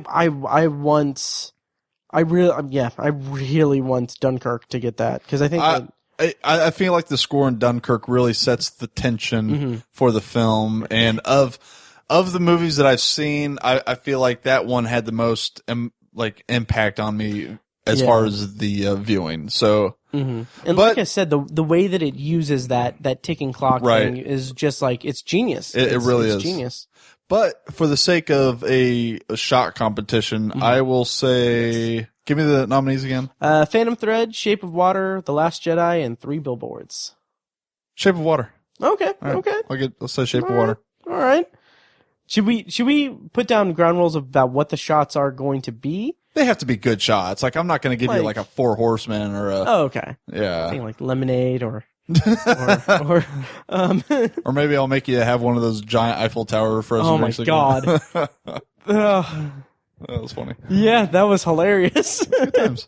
Yeah. For the record, I would prefer Rum. That's fair. Yep. Documentary feature. I haven't seen any of them. You said I saw Icarus. Icarus was great. So I guess if it won, cool. Okay. I will say this for the fact that Icarus actually has already had a relevant effect on world events. Right. I feel like that should go a long way. Right. Exactly. So I'll say Icarus. Okay. And just say Icarus. We don't have to do a shot for every category. I mean, no. Yeah, Icarus. Yeah. Sorry. faces places. Change the world, you lazy asses. Okay, so now we're at the big ones. Okay. Because I skipped over a couple of them, but there are Animated small short, ones. go. Yep. Okay, so director. You're going straight into director, huh? Yes. Okay. So, because all we have left really is director, The actings. acting. Yep. Yeah. So, and best picture. So, director is Chris Nolan, Dunkirk. Jordan Peele, Get Out. Greta Gerwig, Lady Bird. Paul Thomas Anderson, Phantom Thread. Guillermo del Toro, The Shape of Water. First of all, are there any here that you feel were left out that you would have liked to see get a director nod? Yeah, Billy. Oh yes, fuck. Yeah, Yeah. I don't see how you leave him out of that. Me neither. That one. Man. Ryan Johnson. No. No. Yeah. Blade Runner again. I don't know how you leave that one out of there. Yeah. I think that was just so amazing on all technical aspects and performance aspects and editing. I just. It gets nominated for every like category you would think for a director to be involved in. So yeah, I think Blade Runner got shunned on that one. Yeah, and absolutely. I don't know why. Yeah, I agree. I haven't seen The Phantom Thread, obviously, and I haven't seen Lady Bird. Okay. I'm in the same boat. I've seen the same movies that you have on here. Okay. And also, for the record, I think Nikolai Arcel was robbed because the directing that he did in Dark You're Tower right. was He really compacted that story into a very good 95 minutes of just fun. He sure did. He sure did. Anyway, what would your pick be? I'm gonna have to go with Guillermo del Toro on this one. Okay. I feel like he just made such a phenomenal film. Yeah. He just all around for me. I feel like it's beautifully shot. It's beautifully paced. The characters are they're amazing characters. Yeah. And he got amazing performances out of everybody. I want Guillermo del Toro. Like, I think he deserves it, and I want him to have this. Yeah. Plus, I mean, again, he did all that with $20 million, less than $20 million. Yeah, that in and of itself is a feat. Yeah, absolutely. But I think my pick would be Christopher Nolan. Just because. And deserving as well. Yeah. Like, I wouldn't be angry with Christopher Nolan. Like, it's just. I think it's an achievement in and of itself that he was able to make a movie that's not 3 hours long. Hey, Memento wasn't 3 hours long. That's true. Nor was The Prestige. Actually, I can't remember how long The Prestige was. Probably like two and change, probably. Fair. So, but Dunkirk is very nice, hour and 45 minutes. It is. And it didn't, I think Dunkirk did not get as much praise this year as it should have, because I really loved that movie, and maybe the way that it's the story plays out is a little too jarring for people. But and again, that's where I was. Like, I loved it. I just wish I could have followed it a little bit better. My wife was the same way. She had another complaint with it too, but the timeline messed with her, and she didn't care for that. See, and I need to revisit it because I feel like I saw it in July, right? And so it's just kind of been marinating there since then. And like when I got it, it clicked for me. Like, see, and when I got it, and like it didn't click with me too much. It just more was like, I'm gonna have to see this twice. And like, no, it clicked for me, and I really appreciated it after catching on. And see, the farther I get from it, the more I think like, okay, like that's inventive. Like it is basically going against every storytelling convention you have, especially for a war film. Absolutely. Like, war films are not shot like that. They are very linear, and rightfully so. Yeah. War is a complicated event, and it's a story that needs to be told in a linear fashion, right? But just and the farther I get from it, the more I wonder. Like, I don't think this, but the more I wonder. Like, when I revisit it, am I going to view it as like Christopher Nolan being like indulgent or like self-indulgent? Like he's doing it just because. Man, that's I would his hope that's not shtick. how I would feel about it afterwards. And I hope it's not for me too, because I bought it. But no, it just I can't imagine, because it wasn't just the characters were great. Yeah. I should say the performances, because I feel like we've had this discussion off mic, about the characters and kind of being, you don't get names for these characters. Right. So we have had this conversation off mic and off Tiny. Oh, God damn it. Anyway. I was like, what? So I could see that being problematic for some people, but Yeah. I ended up relating to that a lot more given the nature of war, I guess. Yeah, and it's funny because I don't think I had necessarily a problem with it. It was something that I wasn't expecting. Sure. Because like I said, it goes against normal conventions of storytelling. Right. And if any story is suited to have I wouldn't say nameless or faceless characters or anything like that, but if any type of story is deserving of a story like that, where you don't understand, where the characters don't have the specific names or traits, or they don't stand out or anything. Okay, Saving Private Ryan is the story of a hand but Saving Private Ryan is a far more personal story than Dunkirk's. It's a story of tens of thousands of people stranded on an island. Exactly. So to single out a single person or three single people, I think, is a disservice to the event. To wait exactly to waste, not even necessarily waste time, but to occupy time in the runtime to develop characters and do these this guy has a girl back home thing, right? And the silly tropes, what are you going to do after the war, right? You're being immersed into this very horrific war situation that seems hopeless for tens of thousands of people. And see, my hope for rewatching it is that I will be immersed in it. My concern is that I still just won't connect with the nonlinear thing, because I kind of feel like that, you can have that type of all-encompassing, sprawling story just about this event without focusing on characters and everything, and it would work and everything. But I just don't see the need to have it told in that fashion. What I appreciated about it was that it did a very good, the way it's set up, did a very good job of separating each individual section of the battle, as far as the guy stuck on the beach, the naval aspect of it, and the air battles of it. Okay. So to me, that it really helped focus on those specific points of views. Okay. Yeah, I can understand that. I just had did you ever go, and I'll probably cut this out, but did you ever go back and listen to the Christopher Nolan retrospective we did way in the early days of the podcast? No, I've never. You've never gone back in the backlog. Okay. Yeah. So the Christopher Nolan retrospective was me being indulgent in my own thing, and this is back those handful of episodes are so rough. It's like watching season 1 of The Simpsons. It is you can tell how unconfident I am about my opinions and everything. And so the Christopher Nolan retrospective was a 2-part episode where we basically decided to go through Christopher Nolan's entire filmography beat by beat, talk about each movie individually, and then I went and I cut it. I edited it into a format where when you listen to it, you're listening to it in the same structure as Memento.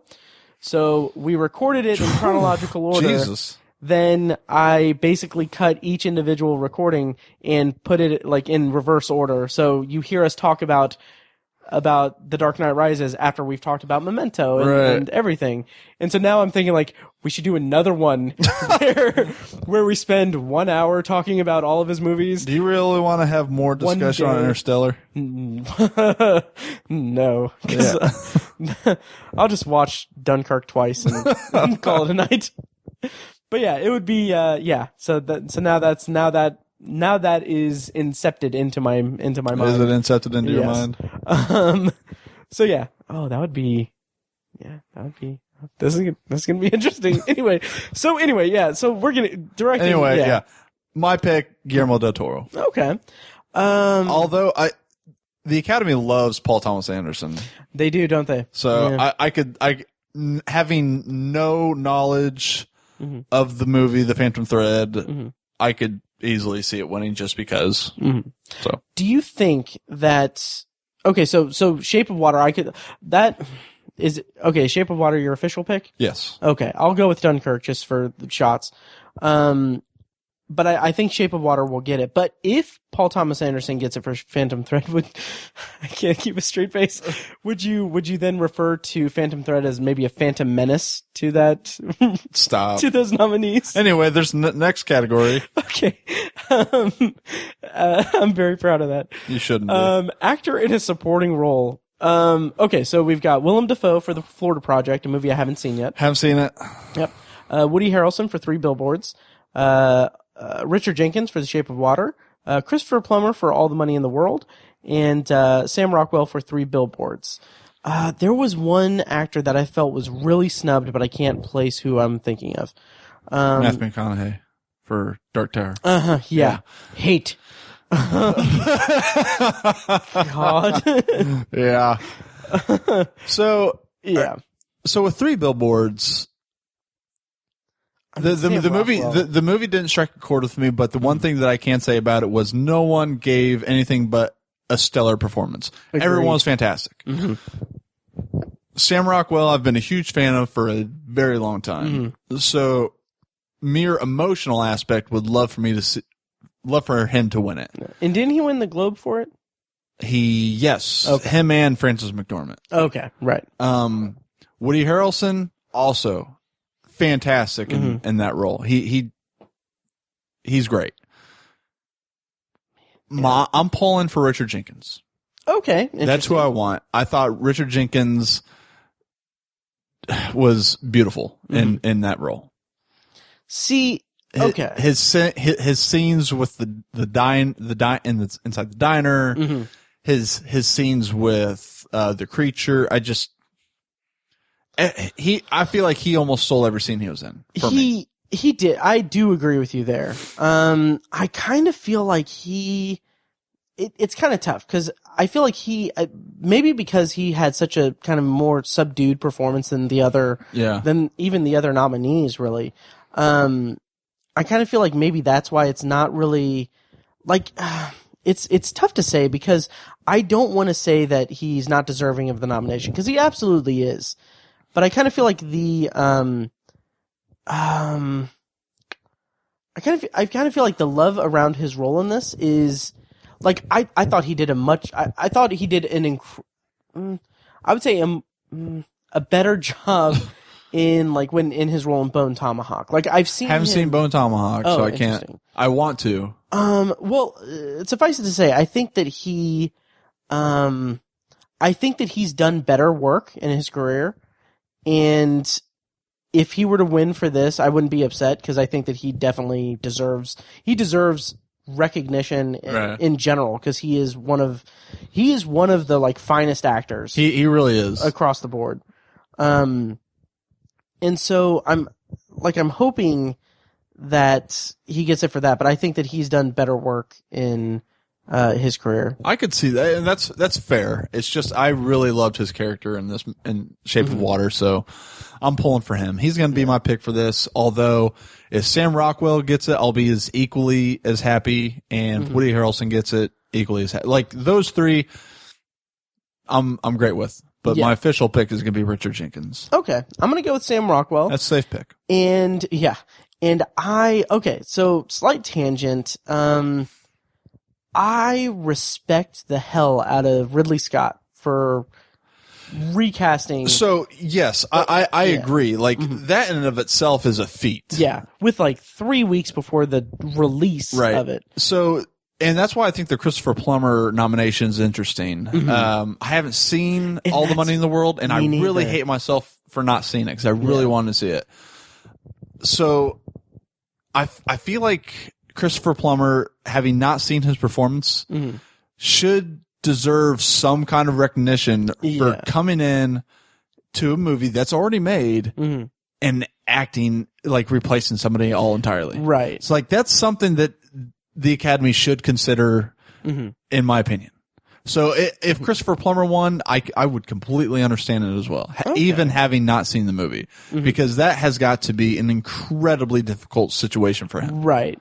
So that and yeah, and like when you put it like that, yeah, absolutely. I definitely see your point. I agree, but a part of me is just thinking like, is it, and I can't really speak to it because I haven't seen the movie either, but is it worthy, is the role itself, the performance itself, worthy enough of Oscar consideration, or is this merely a look at what they did? also could be that. Yeah. Like this was a feat in and of itself, and because of the feat, he deserves a nomination. And is that like?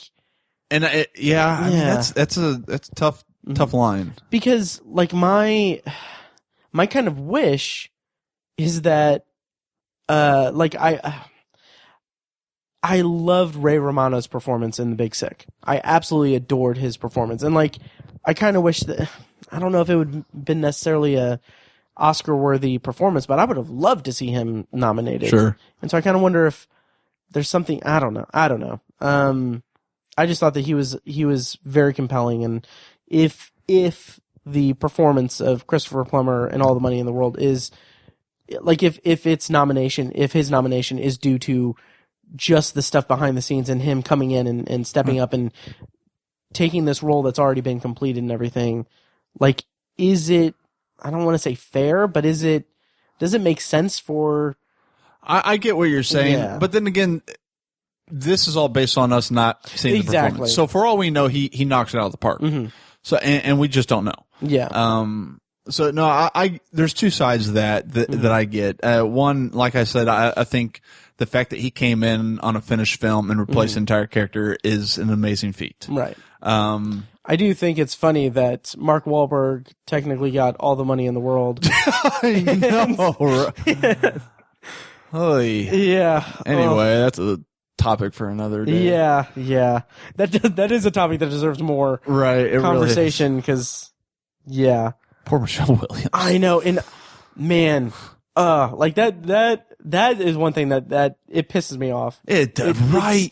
Jesus. It's unbelievable. It's like I get, and really quickly, I get that Mark Wahlberg is a higher demand, higher paid actor in general than Michelle Williams, but you're bringing them both back to do the same goddamn thing, and you give him that much money? Yep. Yeah. And like, and okay, if it should have replaced Mark Wahlberg. I know, right? And if it was any, like, what I'm about to say is not to say that, if it was any other actress, it would be fine. Like, absolutely, in no circumstances is it fine. Right. But Michelle Williams is one of my personal, like, favorite actresses. She's an amazing actress. She is so incredible. And like the fact that there is even like such a large disparity in pay in this case is like, it's unreal. I like Mark Wahlberg. Nothing against Mark Wahlberg. He's done films that I thoroughly enjoy. He is not of the caliber of Michelle Williams. No, I 100% agree. He's a good actor. Like, he's done good roles. Like, he was great in The Fighter. Okay? And that was even an Oscar-worthy performance. Right. But that does not make him Michelle Williams caliber. Yeah. Michelle Williams could play Mark Wahlberg better than Mark Wahlberg. Mark Wahlberg. That's how talented Michelle Williams is. So anyway, picked Sam Rockwell for you? Sam Rockwell. Okay, and I got Richard Jenkins. All right. So, actress in a supporting role. Okay, we've got Mary J. Blige in Mudbound. Haven't seen. Allison Janney in I, Tonya. Leslie Manville in Phantom Thread. Laurie Metcalf in Lady Bird. And Octavia Spencer in The Shape of Water. So I haven't seen, the only two I've seen is Allison Janney and Octavia Spencer, although I've heard very, very good things about Laurie Metcalf. In Lady Bird. So that's another reason why I'm really excited to see. I'm curious about Mudbound because I don't know if Mary J. Blige has ever done any acting. So I'm curious to see how well she does, and especially to get an Oscar nod. I want to see how well she does. Totally. So I'm curious to see that performance. Having said that, Allison Janney is flat out amazing in I, Tonya. Yeah, man, I agree, and even for shots, I don't know if I want to change my pick, but I will. But Allison Janney, like that. This is gonna be one of our mutual ones. We don't have to have a shot over every category. But I also want to give some love to Octavia Spencer. Agreed. She was in a movie that I wasn't connecting with. Her performance is like what I honed in on, and like she is. Her character was fantastic. Oh, absolutely. And if it weren't for Allison Janney, she would be my pick. Exactly. So. Okay, if you want to officially pick Octavia Spencer, I can get behind that. We can have a shot on that one too. Sure. But Allison Janney, she is that role. Yeah. And have you seen like pictures of? I haven't. Holy crap! Really? Well, first of all, everyone in that movie they did an amazing job of. Oh yeah. Getting the look down. Yeah. The scenes in the credits with the bodyguard. Did you watch the videos? I didn't. I haven't watched those yet. Like, that's legit. He thinks he's some counter-terrorist. Like, he's talking to, I think it was 60 Minutes, and it's that is insane. That you can't believe this stuff is spewing from his mouth. But anyway, but Allison Janney, I feel like she kills it in that role, and she's my pick. Like she was half the fun of that movie. Her character was. Oh, I agree completely. So she's my pick. And has she won before? Oh, that's a good question. I don't know. Let me check. Like she's had a lot of great performances. She really has. She's amazing. You know, I rewatched American Beauty the other day, and I never realized that she was in that movie because her character is just so in the background in that. She plays the wife or the mother of the military guy's wife. Oh, really? Uh-huh. Wow. See, I haven't seen Colonel Fitz's wife. Oh yeah, Colonel that's kind of coming back. U.S. Marine Corps. Oh, welcome to the neighborhood, sir. She's kind of I don't want to say like abused. No, technically, but neglected. Like, she's very she's neglected. I'm vaguely remembering like her performance being like someone who she has no say in anything. Right. Like she's she's got like 3 lines in that entire movie. Right. So, wow. I don't think Allison Janney has won an Oscar yet. But she's amazing. Yep. So yes, and then so we both. Oh, okay, Octavia Spencer. We got it. Unless you just want to both agree on Allison Janney. Is it worth a shot? It's. I'll go with Octavia Spencer. All right. Just and then here. If Octavia Spencer wins, I'll be happy as well. Okay, good. So, actor in a leading role. Yes, okay. Actor in a leading role. Timothy Chalamet for Call Me by Your Name. I'm really anxious to see that movie. Daniel Day-Lewis for Phantom Thread. Daniel Kaluuya for Get Out. Gary Oldman for Darkest Hour, and Denzel Washington for Roman J. Israel Esquire. Which that's a really random one. It really is, and I feel like that's the Academy saying like, "Oh, hey, Denzel Washington." Right. Like I wanted to see that movie, but it left the theaters super quick. It did, and I didn't even really want to see it. Even though I like the concept. I like his character looks fun in the movie. Yeah, and the trailer didn't really do anything for me except that was it Tony Gilroy or I have is no that his idea. name? Dan Gilroy. One of the I don't. The guy who made Nightcrawler. Oh, okay. I think that's like his follow up to Nightcrawler, which it's just it's weird because like I loved Nightcrawler. Oh yeah, and on double-checked repeat to make visits, sure. that holds up. Yeah, it's fantastic. I don't know if I think I saw it on Blu-ray, but I don't think I've revisited it since like. It was travesty that he did not get a nomination for Best Actor for that movie. I agree completely. I'm just double checking. Dan Gilroy. I'm just double checking to make sure that it was him and that I'm not making a fool of myself. Okay, yeah, it was him. But yeah, and like even though like I adore Nightcrawler, I still like that trailer didn't do enough for me to see it. When it hits Redbox, I'm going to watch it because I did want to see it. So I like the idea of his character from the previews that I saw. So. Sure.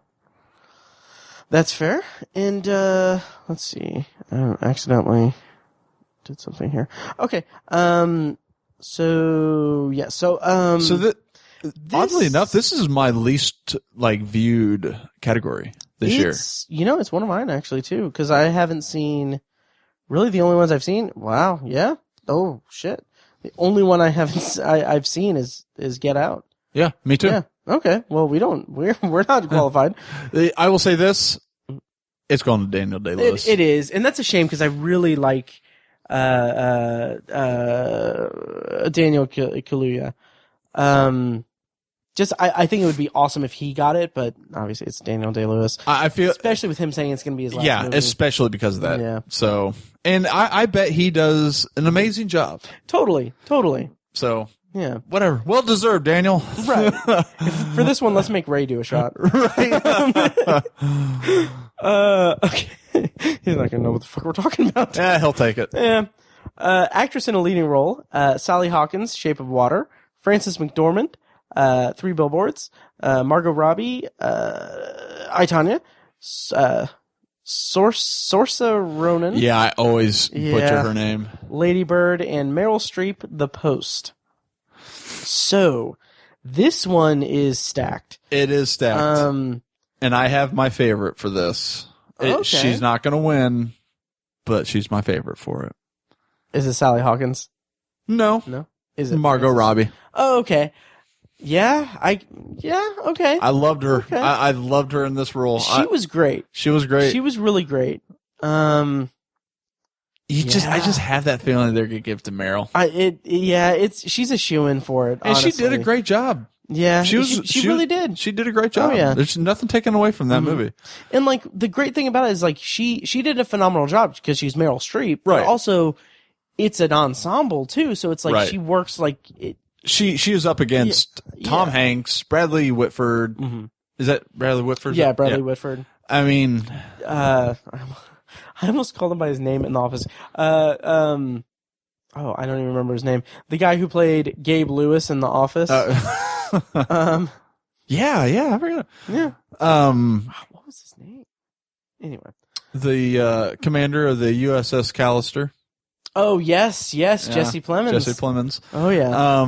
No, I mean that was an ensemble cast, and everyone did a great job. Meryl Streep was amazing, but she's like Daniel Day-Lewis though. She's gonna give an Oscar-winning performance, right? Yeah. But I'm pulling for Margot Robbie on this one, and so she's gonna be my pick. Hawkins did a great job too, so I would be okay with that. It's got to be so difficult to give so much emotion in a character that you can't speak. Absolutely. And she nails it. Oh, yeah. So I feel like she'd be very deserving in that role for that award. And I think Frances McDormand did a lot of good work. Frances McDormand. Yeah. I think also deserves the Oscar for that. Like any other year, every single one of these girls women would very much deserve the Oscar for their performances. Yeah. Frances McDormand was amazing in that movie. And Saoirse Ronan, again, I haven't seen Lady Bird yet, but did you ever see Brooklyn from a couple years ago? No, I should have. She was amazing in it. Was she? Oh yeah, she was great. And I can only that's another reason why I'm really excited to see Lady Bird, because she I want to track her career because she's a very talented actress. She is. But yeah, so are you saying? I'm saying Margot Robbie. Oh, Margot Robbie. Yeah. Yes. Okay. I'll go with Frances. Yeah. I honestly, I think this will be one of those years that Meryl doesn't get it, and it will go to Frances. Oh, really? I do think Frances will win it, but I'm picking Margot Robbie just because I want her to win, because I thought she just did a phenomenal job. Okay. So now we come to Best Picture, and I'm going to. I'm already gagging at the thought of what I'm about to say. I want to go back real quick. Okay. Yes. To Best Actor. Okay. And when I saw it, I said that Daniel Kaluuya? No. For Disaster Artist. Best. Oh, James Franco. James Franco. Yeah. I figured him to be a shoo-in for a nomination here, if not the winner. I'm really yeah, that's right. So I feel like that's one of the snubs, but I know nothing about this this aspect of the situation, but apparently there's been some sexual misconduct allegations against there him. Has my understanding, and I don't know anything about it. My understanding, and take this with a grain of salt, because this is a rough memory of a couple of like articles I read in passing, but my understanding is that he coached some women, like an acting coach, yeah, and I don't know, I think that he the story goes that he coerced them into, or used his position as a coach to kind of get them to engage in sexual activity with him. And then there was also some reports of him filming some short film that he basically, for no reason, required like actresses to be fully nude and him to be fully nude with them in a scene that had like he had there was no reason for it except that he wanted to be naked with women. Interesting. Which follows my idea of how of what James Franco may be like in real life, because he's very peculiar. He is a peculiar individual. Yeah. There was some speculation on some news outlets saying that might have been the reason for him not getting a nomination. And the Hollywood Foreign Press just doesn't care because they gave him the Golden Globe. Oh, did they give him a Golden Globe? He won for Best Actor, and then he brought up Tommy Wiseau and Greg Sestero on stage with him. Oh. And I guess I haven't seen it, but the way it's described is that Tommy Wiseau tried to get the mic to talk, and then like James Franco like not forcefully, but like physically like removed his hand from the microphone. I'm gonna have to YouTube that. Me too. So, okay.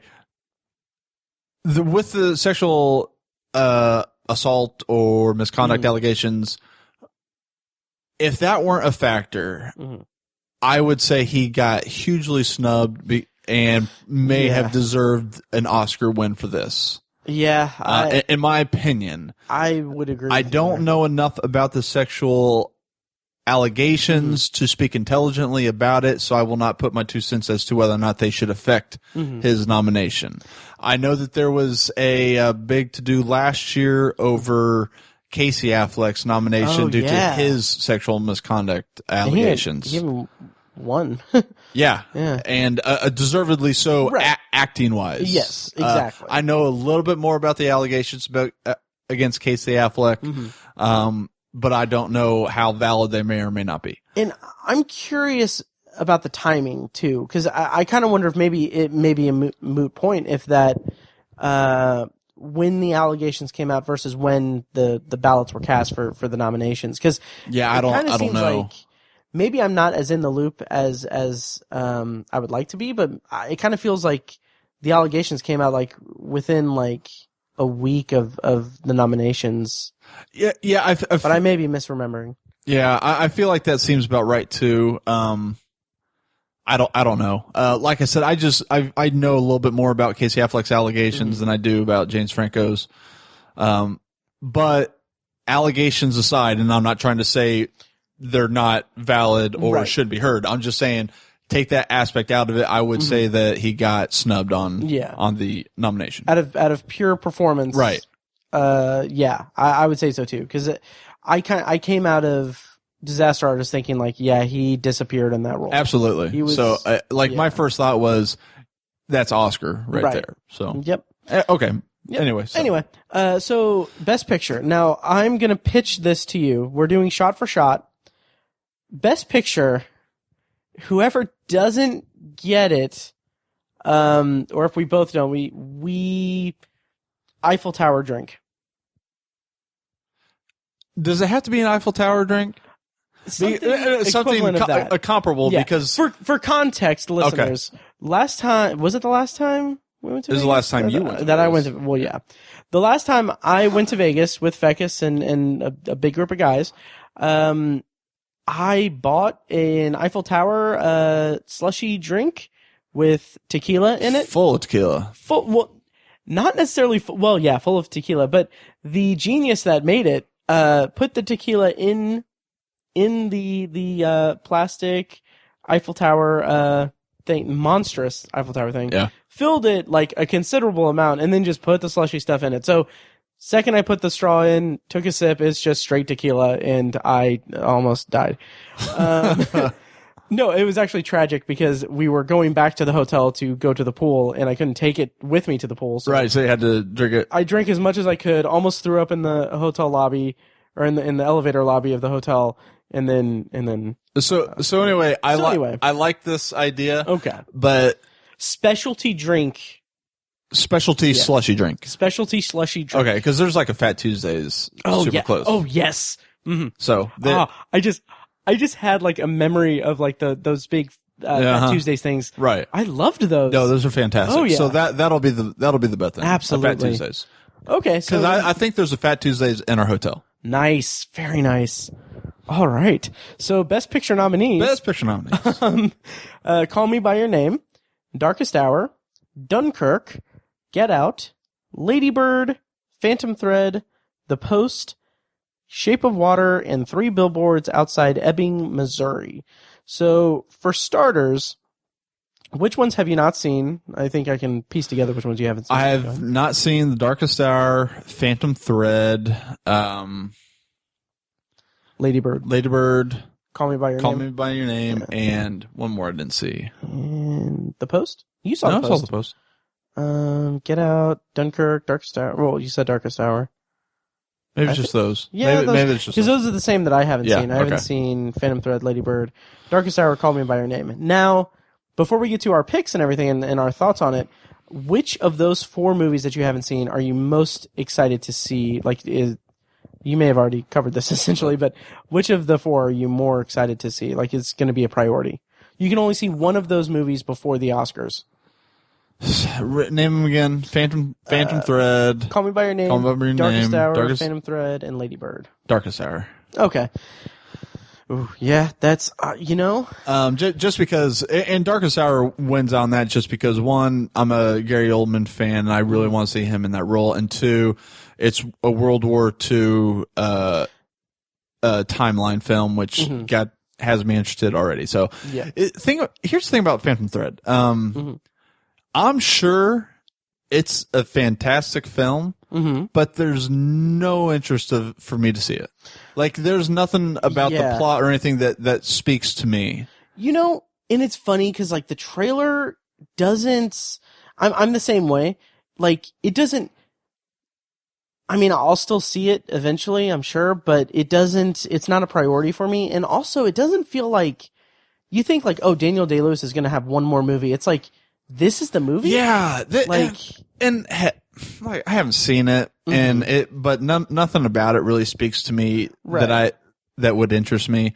So in that respect, I am disappointed that this is Daniel Day-Lewis's final film, but that's not to say allegedly. Yeah. Well, Steven Soderbergh said his last film was right. So. But there might be something in this role that spoke to him. So I don't know. It doesn't interest me, but that doesn't mean, obviously it interests people, and I'm sure the performances are amazing. I'm sure it's a great movie. I don't see myself going out of my way to see it. Sure. Absolutely. And I had a good one. I had a really good one. Sure it was. Oh man, I can't. Did I seriously just lose it? Man, it's gonna be funny because when I edit this, I'm going to be so mad at myself. You're gonna remember it.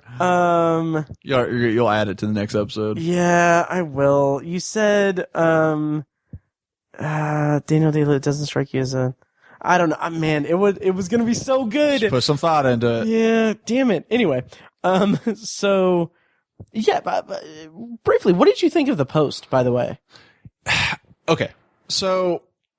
Post is one of those movies where you know it's going to be good. It was good. Everyone puts in an astounding performance into it, and I thoroughly enjoyed the film. But 5 years from now, I'm going to find it forgettable. I would actually agree with you. I would actually agree with you if the movie didn't leave such a an impact on me for the parallels it made to our current political climate. That was its strongest point, was the fact that it was very much a parallel of what's going on right now with our current presidency. But Donald Trump's not going to be president forever. Right. And the political climate will not remain in the state that it is now. That's true. And That's so true. when it is no longer in the adversarial state that it is now, it's going to be a less relevant film, and therefore, in my opinion, it'll be less impactful. Okay. Not to say it's a great film. I enjoyed it. It's just to me, it's going to be just kind of lost in time for me. Okay. See, yeah, I can definitely see that, and I can understand, and I agree with you there too. But I feel like part of it is also, and it's kind of tragic to say this, but like, it's a time capsule. Like any newspaper movie at this point is a time capsule. Like you guys, dying. You made a comparison between that and Spotlight in your review show, and that's a very fair comparison. The difference with Spotlight for me, though, is that I have a very personal relationship with the Catholic Church. And see, I don't have that personal relationship with it, but I just feel like Spotlight, without question, was just a much bigger thing, much bigger movie, much bigger subject matter. Right. Like, but yeah. You know, like The Post, everyone in Spotlight does an amazing job. It does a great job of telling you the story, and it immerses you into the theme or the societal problem that it's fighting. Right. It's just I feel like in the long run, The Post just won't be as impactful to me as I could. Yeah. And I could see like revisiting it and thinking like, okay, well maybe it's because I recently within the last week rewatched Spotlight, and man, that movie. Yeah, I revisited about a month and a half ago, and it hits all the same notes. Absolutely. And with The Post, I kind of feel like when I revisit that, it's going to lose its luster, because I was so floored by it because of the parallels that I feel like when I revisit it, it's going to be like, are the parallels to our current day and the Trump administration, is that at the detriment of the story that it's telling of the Pentagon Papers? Like, is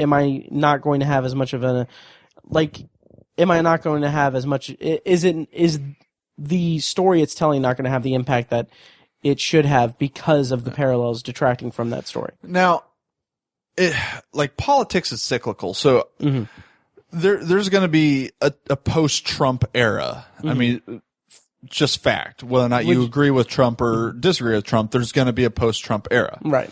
But that political climate will return. It's going to. It's just how politics works, and it's how the world works and society works. It's like the Jedi and the Sith. So there will be another time when The Post is going to be relevant. Yeah. And so in that same vein, it may be looked at just like the movie that it jumps into at the end. All the President's Men. Yeah. So it might be looked at in that kind of form in the next generation of this adversarial climate. So I still think I really enjoyed we had a conversation via text about the journalistic cinematic universe. Yeah. But yeah, and I think that to your point about it not being it not being relevant a few years from now, like I think that it comes down to, I think the relevance that it's going to have like 5 years in the future is going to be one of two things. Either one, it's going to be, oh, look at newspapers and how they used to be a thing, or wow, this is really keyed into Supreme Leader Trump. And by then they'll be outlawed. So right, they'll be on the blacklist, like in V for Vendetta. Right. Oh God. So yeah, but anyway, what's your pick? Anything surprising? I love that Get Out was nominated. I love that Get Out was nominated, but it's not going to win. Oh no, definitely not. So, I think Three Billboards is going to win. Really? Yeah. It's got so much buzz, and to just go just for a small tangent, some of the things that I I took issues with. Breaking in here, just want to let you know, we just had a discussion about 3 Billboards, the movie, not actual 3 Billboards. And I'm going to put that at the end of the episode because it got a little bit into spoilers. So listen after the pre-recorded outro and you'll hear our discussion, somewhat spoilery, of 3 Billboards. But because of the strong performances and because it's hitting so many top 10 lists, I think that's winning. Yeah. So that's going to be my pick. I could see that. I'll say this. That's my official pick. Okay. Given the movies that were nominated, Dunkirk would be what I want to win. Okay. And Blade Runner got snubbed. He did. Yeah. Man, for the Fat Tuesdays drink, I will go with, I'll say, no, I don't think Dunkirk's going to get it. I don't either. Yeah, Dunkirk and Get Out, I don't think are going to get it. I haven't seen Lady Bird or Phantom Thread, but I see those being more, performances. Right. Driven ones. Performance-driven ones. Same with Darkest Hour, even. This is going to be a completely blind pick because I haven't seen it, but I've heard so much so many good things about it. I'm going to say Call Me by Your Name. Oh, yeah? Yeah. Okay. Yep. Yeah. So we will see. So there it is. Yep. All and right. that is our breakdown of the Oscar nominees. Any parting thoughts? I don't give a lot of credence to the Oscars. Yeah, same here. Yeah. I mean, we do give like 2 hours and 15 minutes worth, but yeah. No, it's just it's fun to speculate, but it is. Yeah. It's the movie nerd Super Bowl. Sure. So yeah. Having said that, go Patriots. No, it's Bad not. Matt. Okay, sorry. Go Eagles. Sorry. Okay, go Eagles. Okay. Yeah. May they soar to the end zone with their balls and the foots. We're going to Hooters to watch a game if you want to come. Oh, really? Yeah. Maybe. Okay. Because, I have, a tradition. I haven't tracked which ones, if I've done it every single year since I started. But I have a tradition, Super Bowl Sunday, I go see a movie in the theater. That's fair. Because, it's not your thing. Yeah. Well, because, no one's in the theater because everyone's watching the Super Bowl. And I'm antisocial, and I don't like being around people. You're not a sports guy. That's fine. I got nothing. That's yep. Anyway, so maybe we'll see. But yeah, when is that? 2 weeks? It is a week from Sunday. A week from Sunday. Wow. Mm-hmm. Well, all right. Anyway, that'll do it. Next time on the podcast, we're going to be doing Amazon Prime thing with me and Tiny, and then we're also going to be recording a Black Mirror review of season 4. Fekkes, if you can finagle it, you're welcome to join us. Yeah. I don't know how we're going to do it because I actually committed me and Tiny to doing we did the Amazon Prime, we just picked Amazon Prime. Right, yeah, movies. Netflix picks. Yep, and we call it Prime Selection. I know, I heard. Yeah, I know, I was so proud of that. No, you should be, that's good. I know, right? That's good. Yeah. And I'm trying so hard to think of one for Hulu, and I just can't. I peaked with Prime Selections. Yeah, you did. Yeah, but so we're doing that, and then also the Black Mirror, which I think would be a bonus episode, but it could be doubled up. I don't know. It depends on how much we talk about it. And then also we have a Tower Junkies episode that we need to record next week. So stacked, man. I know, right? And then of course my ER podcast too.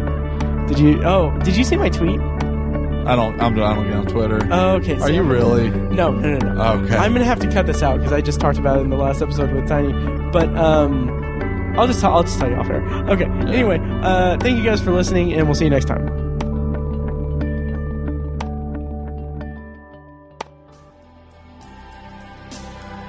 Thank you for listening to The Obsessive Viewer, presented by ObsessiveViewer.com.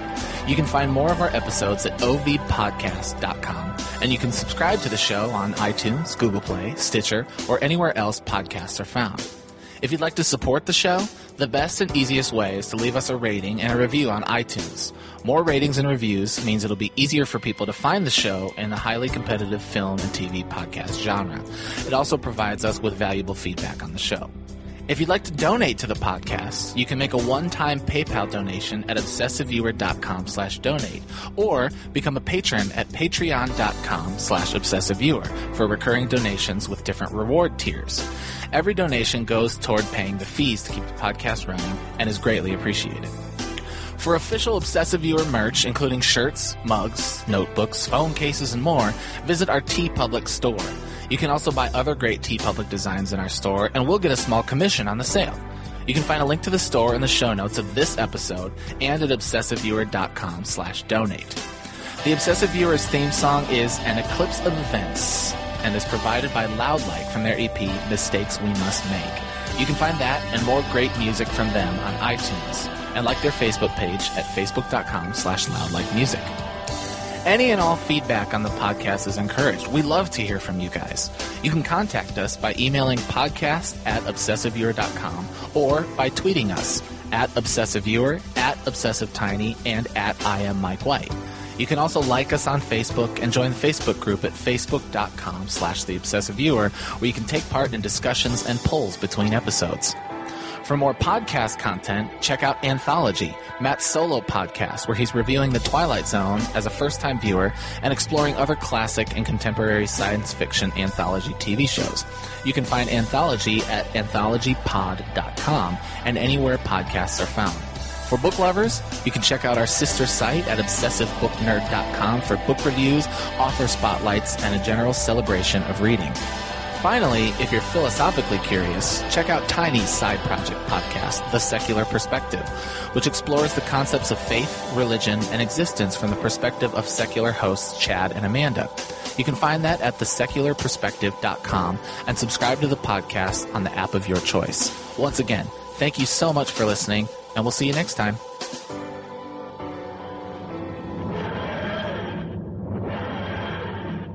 And this might be cop nitpicking, but so you have the Wire Lester coming in as the new chief. Yeah. And so while the shot itself of Sam Rockwell going over and just fucking brutalizing that the newspaper kid, that all occurs right in front of your new chief. Yeah. And the new chief is just kind of like, okay. You don't arrest him? Like you come in and you're going to clean up the department, and you just watched your officer throw a man out of a goddamn window. And then the officer later asks about his job. Yeah, that part was funny. No, yeah. But yeah. And I agree with you there. That was just ridiculous. Artistically, that sequence was artistically that was beautiful. Yeah. That was a fantastically shot sequence. But yeah, it definitely stretches.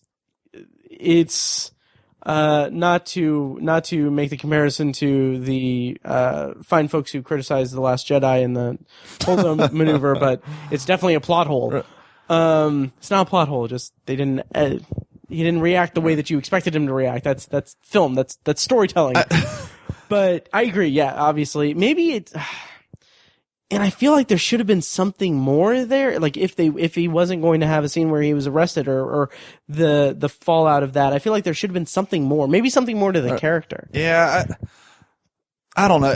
Here, another thing is this. Like I've loved every single portrayal in that movie, and we talked about this when you first asked me about it. Is that I had a different mindset going into it because I was thinking more along the lines of Seven Psychopaths and Bruges. So I was thinking this was going to be more, cause those two films aren't lighthearted, but there was some lighthearted aspect to serious topics, and I was kind of expecting that kind of same with Three Billboards, right? And it ended up being a lot more serious in tone than I was expecting. So that may have had an impact on how I viewed it. So a second view, I'm going to watch it again to kind of see how it ages, knowing more about the tone. Sure. So I could see my opinion on the movie changing, but just from the outset, I walked out of it thinking, well, that was a good movie, but yeah. So. Yeah, and that's my kind of, I wouldn't even necessarily say qualms, but the thing that kept me from loving it was, and we won't get into any deeper spoilers than we already have, but the ending, like that last, like the last thing just left, it felt like the movie was left hanging It too really much. did. Yeah. Like, I respect those types of endings, and I love those types of endings when they're executed properly, but I feel like there wasn't enough character to leave me, like there wasn't enough character, I don't want to say character development, but like the way the movie ends, it ends on a note that you kind of, it kind of needs to be like the characters need to have gone through something, and they did go through something, but I feel like there wasn't enough communicated about the change of the characters to necessitate that type of ending. Yeah, I agree with that. I will say this, I did love the last line. Well, who the fuck else would it have been? Oh, yeah. That was good. Yep, So. that's true. Yeah, that's good. But also, there has been some, I don't want to say outcry, but there's been some criticism of the way that the film depicts African American characters. Really? Yeah, like, I don't know. There's only 2 specifically. African American characters. 3. Lester, the guy that put up the billboards, and her friend, coworker lady. Oh yeah, okay, yeah, the girl that gets hooked up on the marijuana charges. Yeah, and I think that that's where it stems from. Is that is, we're getting kind of into spoilers, but basically the police go after Frances McDormand by targeting her friend, her colleague, whatever, and it's just like no one gives a shit about that at all. And then suddenly it's like, oh, hey, I'm out. Yeah. I don't know how that'd be I don't know how that's against the black character's portrayal. Yeah. More so that I guess I don't know. I feel like that's a stretch. Yeah, and again, I'm not really, maybe it was literally ill-informed of me to bring it up because I don't know the full extent of the criticisms and everything. But I mean, you could also kind of lump in the scene with Sam Rockwell throwing the guy out of the window, like, you know. No, I think that's just. I think that's just poor logic in the writing, more so than anything. And that's why I don't think that's a testament to Lester's character, because I call him Lester because that's who I know him from. Yeah. Personally, I think it's bullshit that he didn't paint any figurines or anything like that. Yeah, he didn't make any little wooden benches or dollhouse stuff. It was crazy. Didn't marry a stripper. Nope. No. Well, we don't know. It's true. We don't know. But that nitpicking aside from me about that particular scene, I thought he was a very strong character. Yeah. I liked his character. I thought he was a no nonsense, no bullshit, like stupid hillbilly. Yeah. So I don't. Freeman. Right. Here's a complaint, and I'll wrap this up because we are going off on a tangent. Yes. So Woody Harrelson's character, who you assume is a great guy, as is portrayed, as is viewed by the entire town, even Frances McDormand admits, he's a great guy. He seems to be a great police chief. Right. And then you have Sam Rockwell's character, that's this horribly racist officer whom had an incident of supposed torture of a black prisoner that we don't really delve into, which that's fine. I don't have a problem with that. Right. The issue I have, though, is that you have Woody Harrelson's character, a very respected man, sit here and try to tell the audience and tell Frances McDormand that, hey, he's actually a really great guy. I'm like, is he, though? Like, show me what occurred in this man's past that makes you believe that he is a great guy. Like, he tries to do some redeeming towards the end of it, but that doesn't make up for...